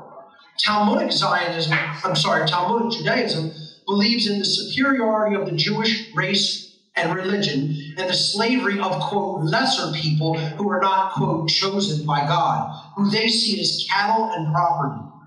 Zionism often hides behind traditional Judaism, using it as a scapegoat, while simultaneously doing harm to legitimate Torah-based Jews. While Zionists would insist that they are the polar opposite of the Nazis, their core ideology is virtually identical in belief and methodology to the religion of Nazism, with one of the only differences being which race is idealized as the master race, the Germanic race or the Jewish race. True Jews, true Torah studying and Torah-based Jews, I believe they're Hasidic Jews, reject Zionism. Here you see signs that say Judaism rejects Zionism in the state of Israel. Authentic rabbis always opposed Zionism in the state of Israel. Judaism rejects Zionism over and over again. And, the state of Israel and Zionist Jews do not want that coming out. They don't want that, understanding that real Orthodox and Hasidic Jews don't agree with the Zionist racist ideology. Zionism say Goyim were born only to serve us. That's what they call the non-Christian slave race. The non-Zionist slave race. That it exists only to serve them. They have no place in the world, only to serve the people of Israel. Zionist Christianity is a complete oxymoron in terms. Christian Zionism is an extremist and racist form of false Christianity in which religious fundamentalists identify themselves as Christian but believe in and follow Talmudic and Zionist ideology. These so-called Christians identify with the state of Israel and support everything that Israel does in the Middle East, including the slavery and genocide of the Palestinian people. Palestine is a land that was invaded by Zionists and taken by force, using the erroneous belief system of Zionist entitlement and superiority with the full backing of the British and U.S. militaries. Many fake Christians who are not self-described Christian Zionists also buy into some lower-level ideologies of Zionism, including the unquestioning support of the State of Israel on quote-unquote religious grounds. This is not true Christianity. Christianity doesn't support this type of political, racist ideology or invasion of people on their land. Christian socialism. I mean, there's a million different variants of false Christianity. No, that's real. That is a real socialist poster. And I'll tell you, they're all over this city. There's an infection in this city. Okay? This leftist communist city in particular is infested with these types of false Christians.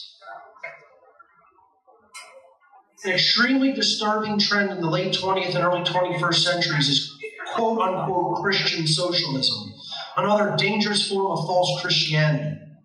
You cannot be a Christian and support socialism because socialism is the redistribution of wealth, of property, using government coercion and violence.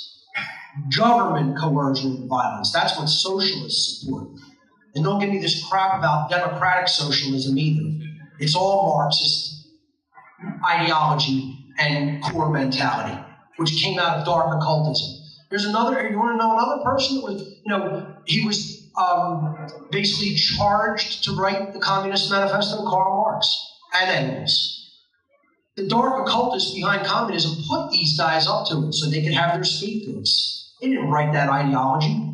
They were handed it. He said, here, publish this under your names. Was there not, the dark occultists who really put forward that sick crap, they're not putting their names on it. They're bloodline families that you're never learning their names. You can't be a Christian and support socialism because it's based in government coercion and violence. Socialist Christian youth clubs, they're popping up all over the place. They're a popular modern leftist trend blending socialist ideals with Christianity without the slightest knowledge or adherence to natural law, true morality, or the golden rule. This is a blatant cultural Marxist infiltration. Let me say that again. This is a blatant cultural Marxist infiltration of modern exoteric Christianity, and these so-called Christian leftists are growing in number, disturbingly so. It's a bigger problem than you think. Predeterminism, or why take any action when the outcome's already written? The false Christian doctrine of predeterminism wrongly asserts that the future is already written and must manifest in a certain way because it is willed and preordained by God. They believe that there is no point in trying to change the conditions here on earth because everything's already determined and the outcome is set in stone. This is another form of stand-down spirituality, as I like to call it. This isn't streetwise spirituality, it's stand-down spirituality. And this prevents right action and positive change from occurring. That's the very reason this false Christian belief system was put into place, to stop right action and positive change. It's part of what I call the worldview schism of randomness, which many scientists, scientismists, and atheists believe in. The occult's a grand accident. There's no creator. There's no underlying intelligence. There's no such thing as spiritual, moral, or natural law. Existence has no purpose other than to continue to exist. These are the hallmarks of scientism, atheism, and totalitarianism. The randomness, imbalanced worldview. Then on the other side, so that's the left brain egghead imbalanced worldview. The randomness left brain schism. Then you have the right brain religionist worldview imbalance, which is determinism. God controls every event in creation. All occurrences are preordained. Free will is an illusion. It doesn't really exist. Since God controls everything, change is impossible. It's all up to his will. And so action is ultimately meaningless. These are the hallmarks of religious extremism and slave think. The truth is somewhere in the middle. There is a random component to creation, and that is called free will. You can't put an algorithm on what somebody's actually going to choose in any given moment. It is random. If we align it to natural law, it will follow a pattern. However, there's still that. You're still not going to take away free will. You can still make a choice to do something that is chaotic or random. That's the random component in creation, free will. And then the deterministic component in creation is natural law. It's set in stone. It works 100% of the time, flawlessly, all the time, everywhere. But people, again, it's like, I'm going to piss everybody off because nobody can put me in their box, and I attack everybody on their nonsensical belief systems. So I don't care who doesn't like it. I don't want to be liked. I'm not here to be liked. I'm charged with telling the truth about what's going on, regardless of how hard it is to hear or who gets offended. Living for the afterlife. Huge numbers of fake Christians don't believe that this world is worth changing, and they're living only for a promise of reward of an afterlife in heaven with God. This is yet another belief inserted in early Christianity to take people who may have been positive agents for real change out of action. Stand down spirituality. Live for the next world. Live for your reward in heaven. Don't try to change anything here, though.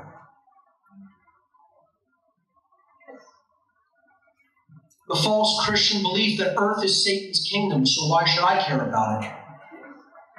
Another false Christian notion which destroys positive change in our world is the idea that we live in Satan's realm, that the earth is Satan's kingdom and not a realm of free will. This idea convinces people that they are powerless and ineffective and should just submit and hand over our rights willingly. Some fake Christian sects actually welcome the ongoing social and environmental destruction of the earth because they believe this accelerating carnage means that the biblical tribulation of the prophesied end times is upon us, and salvation for the believers in the afterlife lies just beyond it, just around the corner. True Christians reject this foolish worldview and have instilled within themselves a deep recognition of the critical importance of both free will and personal responsibility. Now here's a section that I think some people will find interesting. The holy anointing oil and self-ownership. Jesus is widely known as a healer and performer of miracles from the New Testament stories of how he healed the sick. He's said to have performed miracles by healing, quote-unquote, incurable eye conditions and skin conditions. And he even healed people who were on the verge of death. Evidence is coming to light showing that it is quite probable that cannabis oil was the main healing agent used by Jesus or his disciples in his performance of these healing miracles. Almost all the representations of Jesus' companion, Mary Magdalene, show her holding a small vessel of oil, similar to what you might see in cannabis oil or cannabis oil extracts. I mean, this is a miracle plant, folks. It's probably the most medicinal plant on the surface of the earth, put there by the creator of the universe. Here's an image of Mary Magdalene, clearly showing her using some kind of a very viscous golden or a deep amber substance in some sort of crucible or vessel. The healing oil Jesus used was referred to as cannabisum. Now just think about that for a minute. The name of the healing anointing oil that is even referred to in biblical scripture was cannabisum. It comes from the Hebrew noun kana, transliterated K-A-N-E-H, which means reed, and the Hebrew adjective bosem, B-O-S-E-M, transliterated, meaning aromatic, which would very well describe what cannabis is. This oil was also referred to plainly as cannabis, K-A-N-N-A-B-U-S, instead of C-A-N-N-I-B-A-B-I-S. Okay? Almost identical in phonetic, pronunciation too. Just slightly different in spelling. Cannabis was continuously mistranslated in Hebrew as calamus, which is a useless reed. It would make complete sense that cannabis would be the substance Jesus used to heal, considering what we now know in the modern age regarding the plethora of diseases and conditions this miraculous plant is capable of treating and healing. Let me tell you something. Cannabis is the miracle plant. I mean, it's the cure for cancer, folks. I mean, if you don't know that by now, I mean, you're way behind. People have to watch the Rick Simpson story on YouTube. Now, this man was a saint. He's a saint in our modern times who healed so many thousands of people of cancer, it's almost uncountable. And what was his reward? What was his reward by the ruling authorities who, if you do good deeds, are going to praise you, right? They tortured this guy. They harassed him out of the United States to a point where he had to move to Croatia to keep healing people of cancer. I mean, the absolute trash that would take a man who's healing children of cancer and try to make a criminal out of him. Like I said, talk about people who deserve to be crucified. Here's some ancient depictions of Jesus showing him healing the sick with the cannabis plant shown close by in the scene. Clearly, the cannabis leaf. You know, and the fake-ass Christians will say, oh no, this is the devil's plan. Government needs to continue to ban and suppress this. Now, even today, it's still being done. People think, oh no, it's being legalized. No, it's not. People are still going to jail over cannabis. It's a disgrace. The trash that would throw somebody in a cage for their usage of a medicinal plant. Absolute moral trash. I mean, like when you start, you really get to me when you start preventing children from being healed. Like then I get into a murderous rage when I think about that shit. Cannabis is currently used to treat 700 medical conditions without the toxic side effects of pharmaceutical drugs. Imagine if doctors today could freely dispense this healing medicine without the repercussions of being placed into a cage through the false doctrine of man's law. When cannabis is used to treat all forms of cancer, when you see cannabis used to treat all forms of cancer, or see how it helps a child suffering from seizures to be able to start living normally again after just one dose of cannabis oil, you will understand what a miracle it truly is. I know someone who healed endometrial cancer, which is cancer of the lining of the uterus, with cannabis oil. Her doctors gave her a death sentence and said, go home, put your affairs in order, you have 6 months at best. And her husband said, bullshit, I'm healing my wife. Drove across the country, got cannabis oil from the Pacific Northwest, took it back to her. I believe in, somewhere around the middle states, Missouri or Kansas, I believe. And she was healed in 45 days. 45 days, no traces of cancer in the body. And when her doctor heard about what she did and how she did it, he said, I can't see you as my patient anymore. Wouldn't even monitor her condition to make sure it was still in check and not coming back because she was using a quote-unquote illegal substance.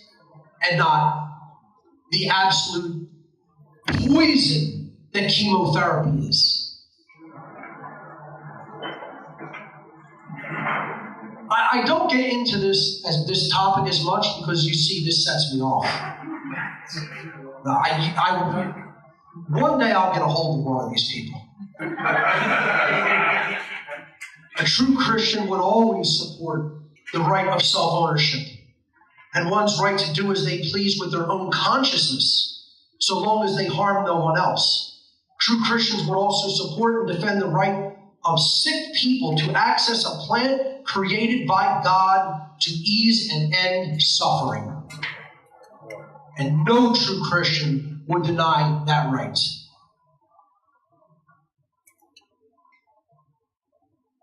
The idea that I'm saved and that's all that matters. Another false Christian belief. Many fake-ass Christians hold the belief that as long as their life is going well and they accept Jesus, that they're saved and they're spiritually complete and that's all that matters. Too bad for all the rest of the sinners. This is not at all what Christianity or any form of spirituality for that matter is about. True spirituality encompasses self-care and personal betterment, but also recognizes the law of one, that we are all connected, that everyone is suffering if anyone is suffering. That is the law of one. If one suffers, all are suffering.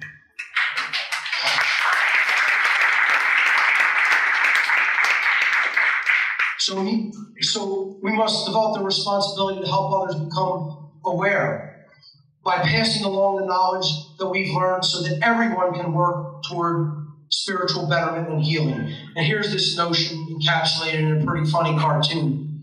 You know, these guys are bailing out this boat on one side, the other guys are up at the top of the boat that's sinking, and they're saying, "Sure glad the hole isn't at our end." They get the face palm, the Jesus face palm.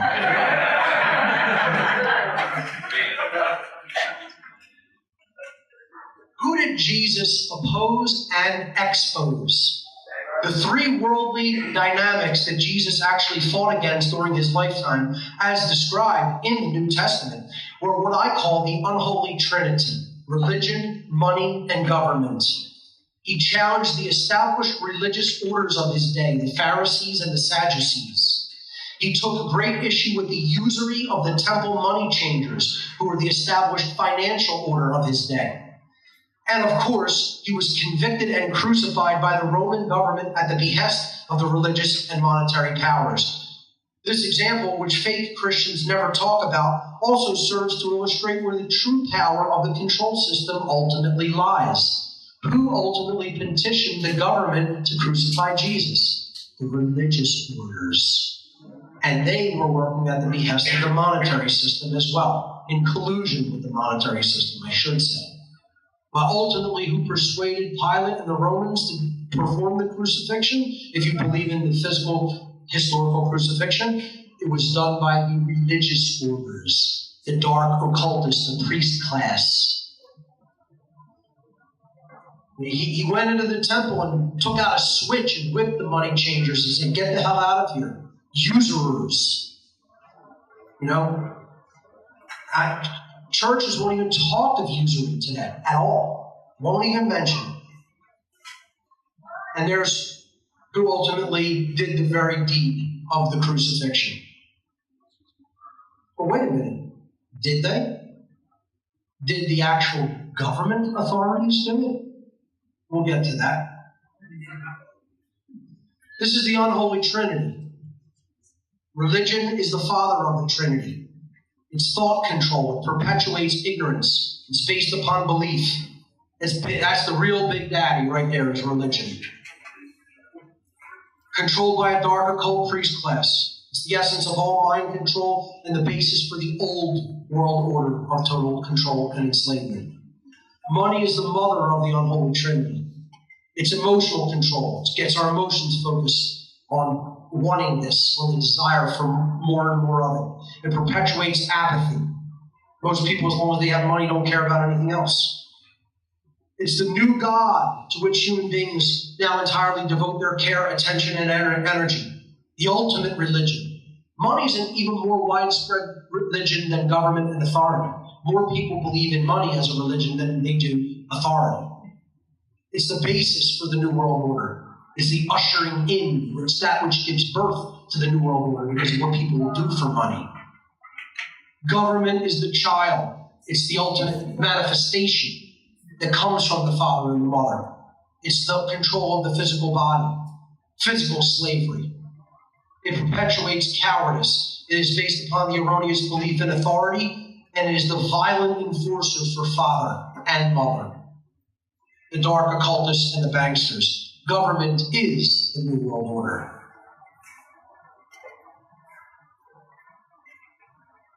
Here is who actually did the deed of the crucifixion of Christ. The police murdered Christ. Now, I say this to so-called Christians, and they look at me like I have an 8-headed hydra growing out of the side of my neck. What? What are you talking about? The police killed Jesus. Absolutely. The police murdered Jesus. The police force of the Roman Empire were ultimately responsible for the death of Jesus Christ. The centurion, and again, whether you believe in this as a historical story or a historical account or an allegorical story, it doesn't matter. The centurions were the Roman police force. They were actually responsible for the death of Jesus. They're the ones who actually did the crucifixion. crucifixion when Pontius Pilate gave him the order. The centurions, the Roman soldiers and police force of their day, killed Jesus, following orders of the Sadducees and Pharisees in collusion with the money changers and the Roman government. Subservience to the state is a false doctrine still believed in by fake Christians today, even in spite of Christ's lifelong battle against and murder by the state's law enforcement agents, clearly described in their very own scriptures. And they can't see it. They can't see that the police killed Christ. Just doing our job, Mr. Jesus. Quit breaking the law and this wouldn't happen. Can't you just hear them saying it? I know I can. Modern police are blocking Christ's work with violence. This is actively taking place as we speak. Another thing that sets me off into violent murders, rampage, red Hulk zone. Okay? I mean, this is the kind of stuff that I cannot tolerate. I cannot stand thinking about it. I try not to subject myself to reading more and more about it. Because at some point I will explode and take out my aggression on these people when this control system comes down. And they will pay for what they have done. In the physical world, through action. Karma's not going to get them. Real world people are going to get them. Government has outlawed the feeding of the homeless, and Christians everywhere are silent, doing nothing about it. Homelessness is now illegal in some places. You don't even hear about this in the church. These false preachers. You don't hear about it in a synagogue, a mosque, a Buddhist temple, nowhere in religion will they even talk about this happening. People of a self-proclaimed moral religion are doing nothing when Christ's very word is being murdered by immoral, order-following trash. And I'll say it just like that because I have the balls to. It's a disgrace.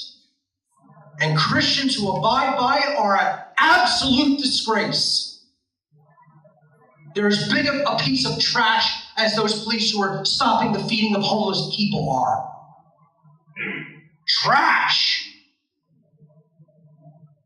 Institutionalized pedophilia and its protectors. Let me tell you something. These guys don't get me as angry as these guys get me. They don't get me as angry as the police stopping the feeding of the homeless or the curing of sick children. These guys are just psychopathic animals. It's like getting mad at a tiger for eating a baby in a village. They're animals. They just need to be put down like a ravenous beast, period. The other people are claiming that they're somehow moral and doing something good while they're shutting down good works. You watch Cannabis Destiny, the documentary called Cannabis Destiny, you will be sick at the end of it. An 8-year-old dies because the police stop the coming in of his cannabis medication. Let me tell you something. Thank God I don't have children. Because I would murderously protect my children and their rights if I had any. I'm telling you, if anybody tried to stop my child from being healed, you are going to get filled with holes. Filled with holes.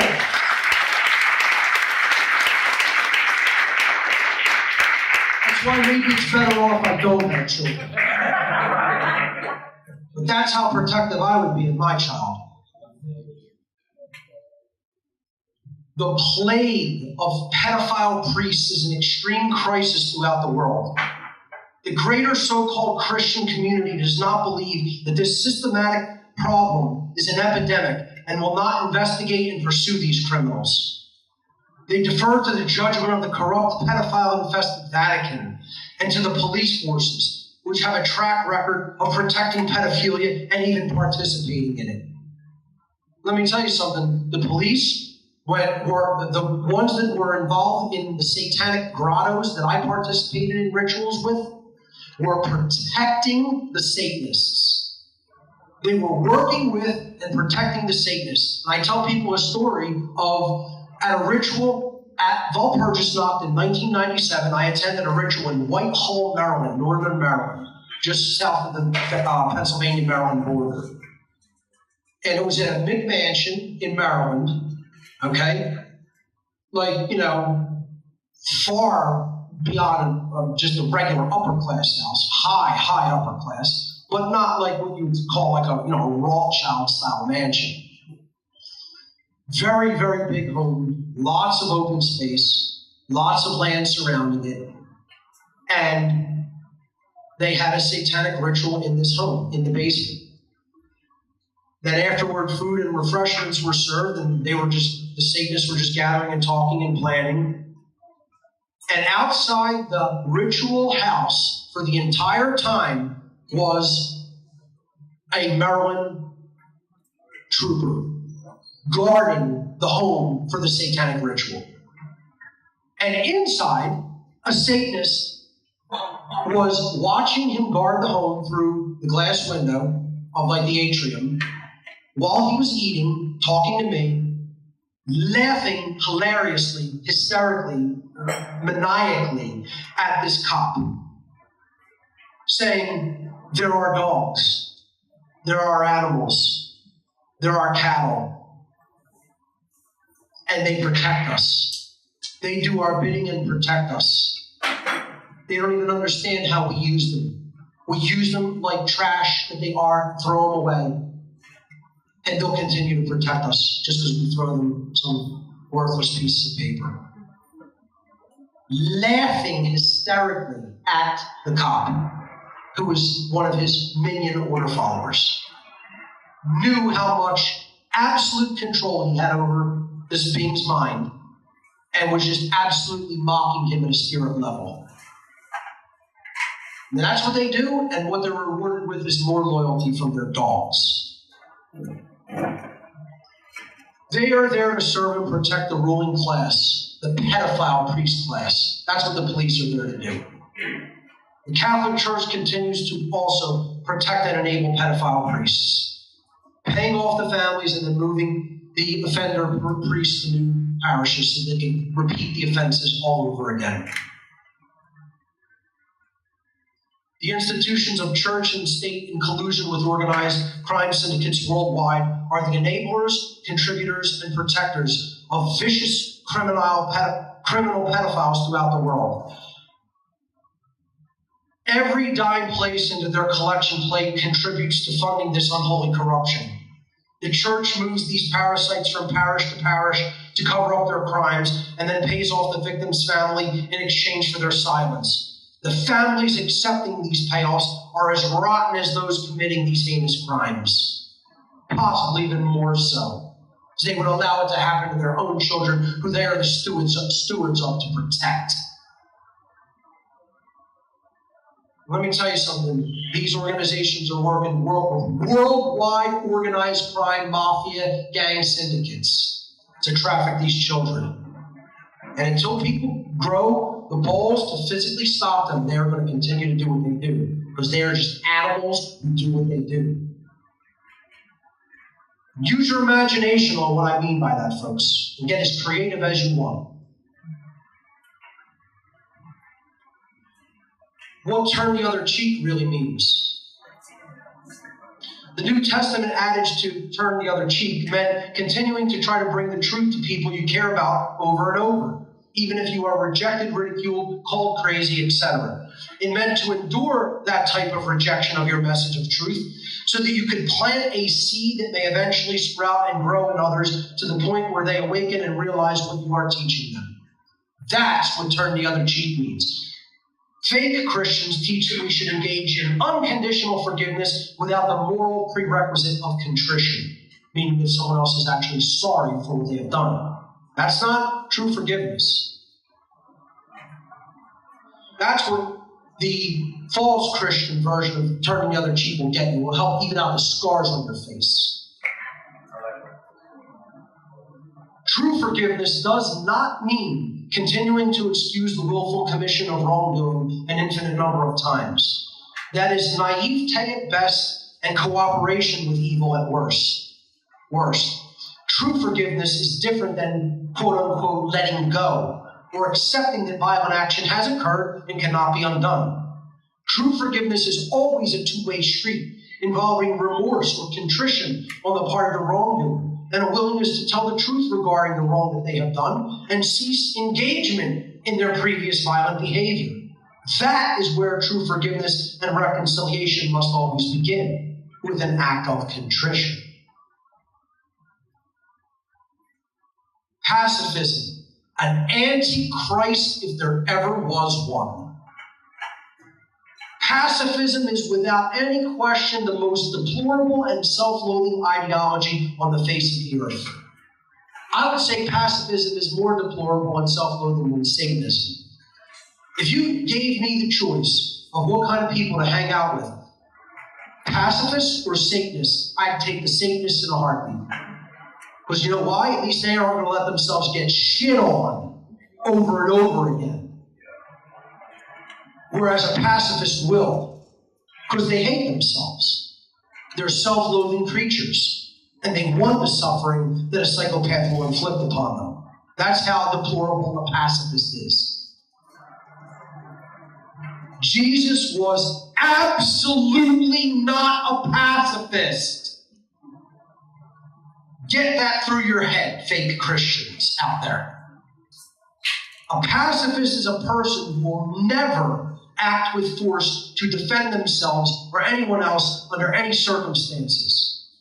This ideology paves the way for submission and slavery of all mankind to the will of psychopaths who would violate their sovereignty and rights endlessly.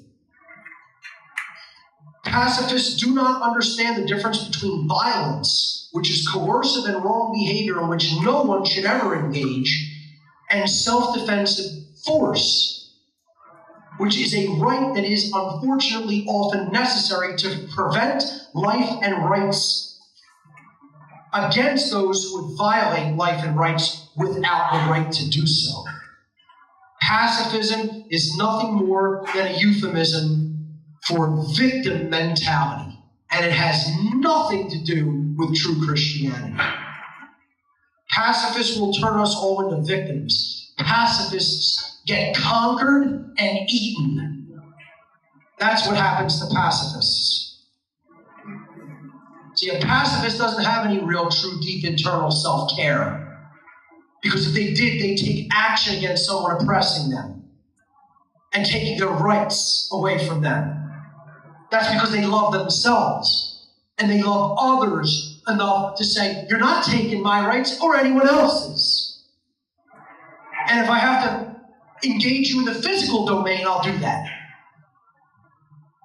No true Christian would ever claim to be a pacifist. Pacifists would let all forms of evil in this world run amok. The New Testament adage to love your enemies was meant to be taken at a spirit-level understanding, not a literal one. See, I could look at an absolute enemy coming for my rights and freedom and say, guess what? I love you at the spiritual level, the spiritual domain level, but you can't stay here. Okay? And then take them out if they refuse to stop violating rights. I love those people at a spiritual level domain because I know they're broken souls. But that doesn't mean I'm going to let you continue to let evil just continue unchallenged. There's nothing Christian in that. There's nothing holy in that. There's nothing good in that.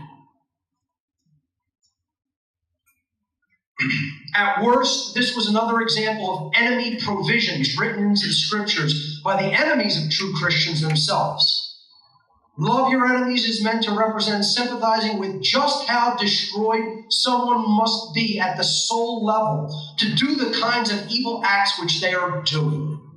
It did not mean to just allow them to continue doing evil unchallenged and with total impunity.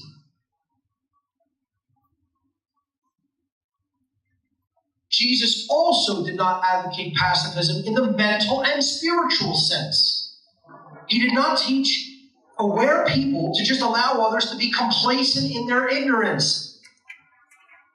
Because he knew the interconnectedness of all people, and he knew what kind of evil such ignorance would breed for everyone. This is the idea that someone will say, oh, everybody has a right to their ignorance. No, they don't. They have a right to certain kinds of ignorance. I can be ignorant of how to make a clay vessel with, pottery clay. I have the perfect right to remain ignorant of not knowing how to do pottery. I do not have the right to be ignorant of freedom, what freedom really means, what my rights really are, what your rights really are. That right does not exist in nature, ladies and gentlemen. He knew that kind of ignorance in others would just breed absolute destruction and chaos for everyone in the world. Here's what he said regarding mental and spiritual, quote, pacifism. Do not think that I have come to bring peace upon the earth. I did not come to bring peace on the earth, but a sword. For I have come to set a man against his father, a daughter against her mother, and a daughter-in-law against her mother-in-law. A man's foes shall exist within his own household. He that loves his father or mother more than me is not worthy of me. He that loves his son or daughter more than me is not worthy of me. This means that if you want to accept lies, you will have to be on your own. Even if somebody's members of their own family. When the time comes, when the time really comes, to have to do something to take real world action against the violation of your rights and actions that are leading to your enslavement. Jesus advocating righteous rebellion against a false authority, even possible armed conflict in support of truth. There is such a thing as righteous rebellion, a form of self-defense carried out in protection of individual sovereignty against false claims of authority and rulership. Early Christians were actually militants against the Roman government and maintained a state of readiness similar to a militia. Jesus told his early followers to keep themselves prepared at all times with a purse, meaning a supply of coin or money used at that time. To stay supplied with a bag or what was known as a scrip, a small bag that could be taken with you on the move, a bug-out bag in other words, containing food, money, tools, utensils, and other supplies. And he told them to stay ready with a sword. And this is not an allegory. He meant a physical Roman sword. The standard military issue of the day. The New Testament even emphasized just how important he felt owning a Roman military sword was, as he told his disciples that if they did not have enough money for a sword, to literally sell their clothes and buy, to make enough money to be able to afford to buy a Roman sword. And I'll tell you the same thing about a battle rifle, folks. If you don't know how to use a battle rifle, you are asking to absolutely be exterminated. And this is why they want to take guns away from people. And guess what? They will never, ever get that accomplished in the United States of America. Never. Not without so much bloodshed that it would turn the goddamn earth red. The whole earth would be red, up to your neck. Trust me, Americans ain't ever given up their guns without war. This was not an allegorical statement, as many fake Christians constantly attempt to claim. Get your battle rifles and never give them up. People should know how to use military-style weapons.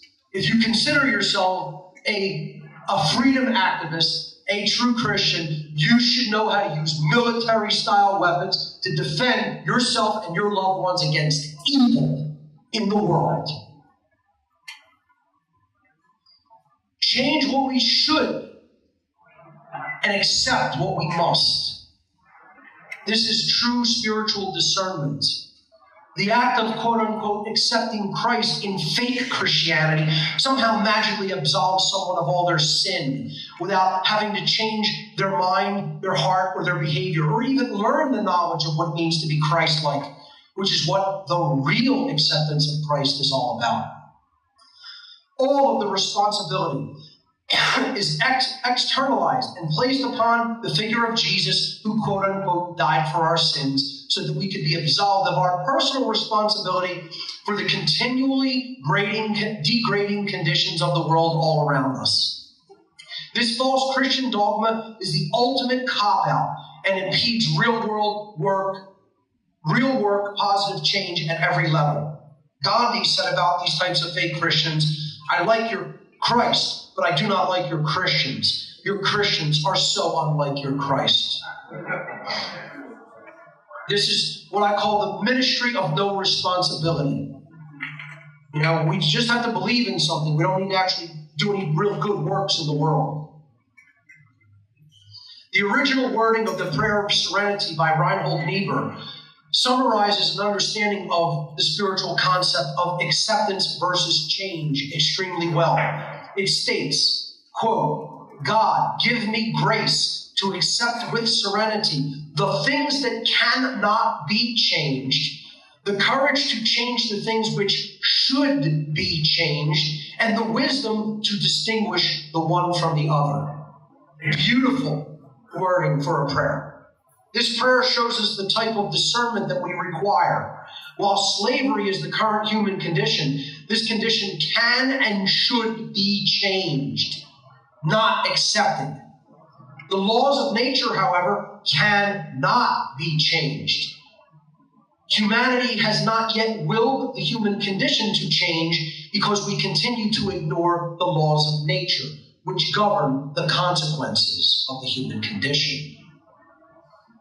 Accept what we can't change and change what we can't and shouldn't accept. True Christians possess discernment regarding what should be changed and that which cannot be changed. They recognize the immutable laws of the universe and work in unison with those laws to change the current human condition using the power of will. "I will" is the most powerful phrase we can speak to create real manifested change in the world. Speak it, but then go out and do it.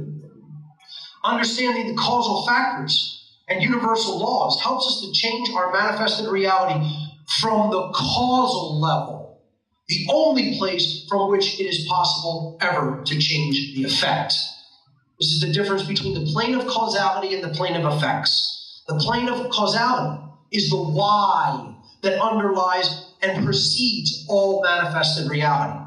All power to effect change lies here. And thus, this is where our consciousness must go, to the understanding of underlying causal factors. The plane of effects you cannot change anything from. That's where the manifested realities which have already formed, already hardened and compressed and formed in the physical domain, have happened because of their causes. No power to effect change lies in the plane of effects. Unfortunately, this is where human consciousness seems to be trapped. We need to understand causality. True education is the only solution. I'm getting ready to wrap up now with some of the final concepts about how we can really get out of this mess. Helping to alleviate ignorance is the best way to help alleviate the suffering in this world, because the main causal factor of all that suffering is firmly rooted in ignorance. A true Christian uses their spiritual knowledge and enlightenment to influence the improvement of others. There are endless sorts of works and efforts that people decide to become involved with, endless charities and whatnot, that only ever treat the symptoms of suffering from the plane of effects. And so they are ineffective in the long term because they do not address the issues of spiritual knowledge and consciousness in the realm of causation. The endless stream of self-inflicted suffering will continue until the underlying cause is identified and alleviated, which is always accomplished by transforming ignorance into knowledge through true education. And this is why conscious parenting is so important if one considers themselves a true Christian. Manly P. Hall said, "It is not the wrath of the Almighty, but the stupidity of man that is causing most of the trouble." Jesus became a teacher in his ministry because he recognized that was the most effective way to alleviate human self-inflicted suffering, and it is the same reason I became a spiritual teacher. I decided when I understood Satanism at a fundamental level, I understood these people were in control of the world, I asked myself, what is the best way to help? And the best way to help is through true education of the masses of people. And without that education becoming common sense and morality in the masses of people, we're never getting out of this slavery. This is what was meant in the allegorical story of the wedding feast at Cana, when Jesus turned water into wine. He performed alchemical transformation in consciousness. If the so-called Christians and the so-called truth movement, for that matter, focus their grassroots efforts and resources into a worldwide campaign to teach the truth of universal, cosmic, moral, natural law to everyone, think of how many people could be reached with a message of self-improvement, conscience, and freedom. For everyone to know the truth of natural law will truly make us free.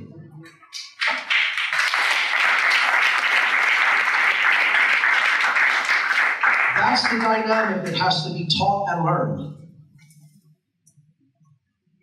We need to expose the work of darkness.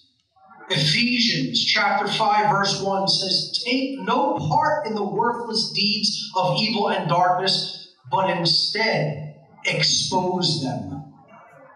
At this time in history, doing nothing regarding the ongoing destruction of human freedom is complicity with such evil. Staying silent is complicity with evil at this point, folks. How many so-called Christians are speaking openly about such dynamics in our world? Barely a handful. They're totally silent and complicit.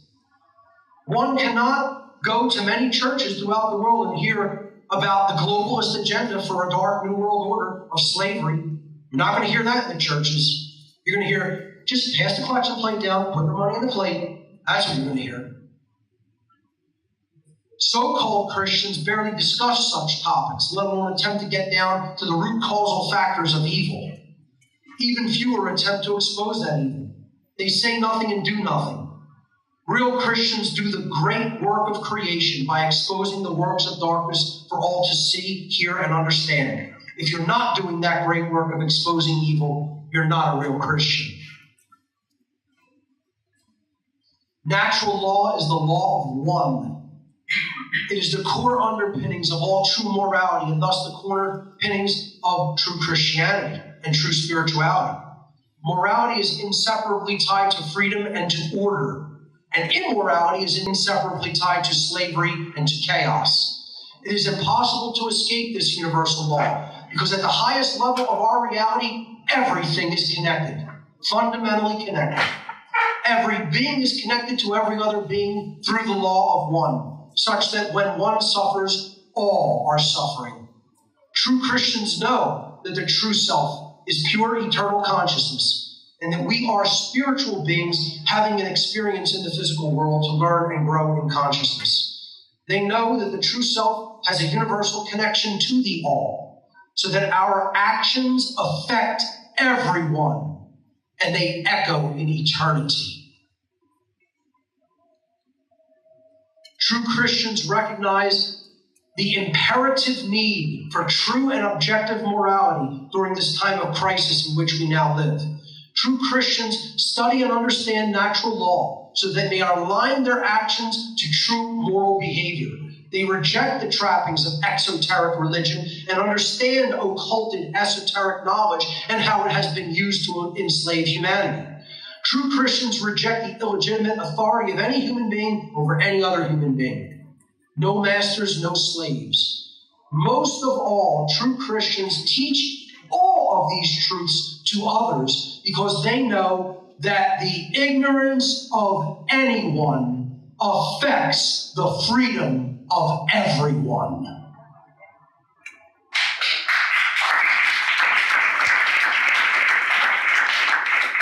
Lex Rex, natural law is king. A true Christian embraces peace and the non-aggression principle. See, a true Christian is peaceful, but not a pacifist. Filled with the spirit of peace, but ready to take self-defensive action against evil at any moment. That's what really embodying peaceful behavior is. They hold life and freedom to be sacred, and they have a deep reverence for integrating true conscience into their lives by choosing right action for themselves. This is why Jesus is allegorically said to sit at the right hand of God's throne. The universal moral law of the universe is the only king of creation, and Christ's consciousness is its herald, which ushers in the understanding and practice of natural law and the respect and preservation of free will and individual sovereignty for all humankind. God's plan for everyone is the great work of ending slavery. That is God's plan. It is our shared responsibility at this time to help awaken others by continuously speaking the truth unapologetically, even if we feel burdened by this task, and even if it makes all of those involved feel uncomfortable. Courage and persistence are required to perform this task. The true great work is the arduous task of influencing others to awaken to the truth. It is to help them to realize that in supporting and condoning the illegitimacy of authority, in supporting and condoning the legitimacy of authority in government, man's law, that they have actually been supporting and condoning the legitimacy of slavery, and that they were immoral for having done so. In short, what the great work comes down to is to help people to abandon their false religions, their erroneous and dogmatic beliefs which hold back the progress of human consciousness by impeding the reception of truth and natural law. The slavery of humanity is the problem, and the only solution is to live in accordance with natural law. Sacrifice may be required to attain true freedom, however, folks. And that's what is meant by the crucifixion of Jesus in the New Testament. The word sacrifice is derived from the Latin adjective sacre, meaning holy or sacred, and the Latin verb facere, meaning to create or to make. A true sacrifice made for the right reasons could be said to be a truly sacred deed. Sometimes we must recognize when it is time to give everything, possibly even our lives, to do the right thing and to make room for new growth. And thank God, men and women who are our ancestors in our past made that ultimate sacrifice. This kind of noble sacrifice is the ultimate act of courage, and that is why Jesus was said to be the Lion of Judea. The Holy Trinity of esoteric Christianity lies within the self. It is not externalized. It is about our thoughts, emotions, and actions, our body, mind, and spirit. We find the true Trinity by looking within and aligning our thoughts, our emotions, and actions such that we are a being, that as we think, so we feel, so we act, and there is no contradiction between those three modes of consciousness. That is an act of true self-respect, and that comes from long and deep introspection of looking at oneself.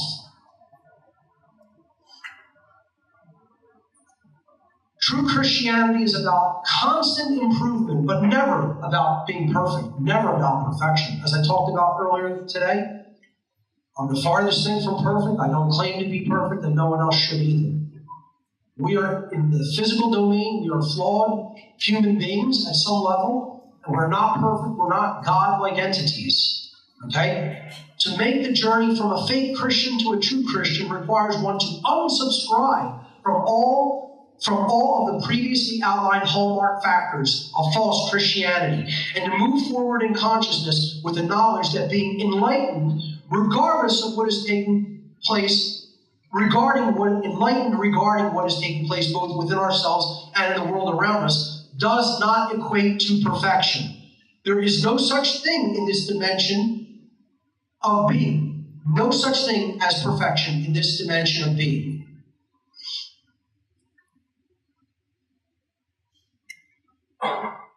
Christ consciousness is a living embodiment of natural law principles to which one must endeavor to align their behavior, so that our individual and collective choices will not generate self-inflicted suffering. Religious icons like Jesus, Buddha, and others are often propped up as being beings of perfection or having lived perfect lives. And all this serves to do is nothing but create impossible standards to live by that seem unattainable to the average person. And so what that does is it dissuades them from even trying. That's what a lot of exoteric religion does to people. It says, oh, I'm supposed to be compared against this standard? Why bother even trying to do anything? I'll never attain that. Because it's not about living a perfect life. We stumble, we fall, and you got to pick yourself up and move on and do better the next day.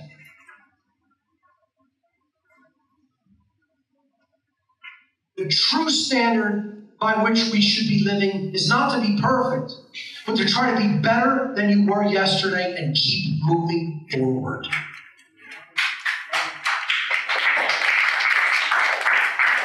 That's what walking the true spiritual path really is all about. Finally, the Sacred Heart of esoteric Christianity, because that's what this is all about, folks. This is about love. This is about loving oneself, such that you will not allow your rights to be disrespected, your sacred God-given rights. This is about the love of others to help take them out of their ignorance so you stop creating self-inflicted suffering. This is about worldwide love in the sense of agape. Love that goes beyond romantic love and goes beyond the love of even brother and sister or family member. It is the love of truth. And it is the love of doing what is right. Jesus said, if ye continue in my word, then are ye my disciples indeed. That is the essence of the true Sacred Heart of Christianity right there. Freedom. Ladies and gentlemen, thank you so much for your kind attention today.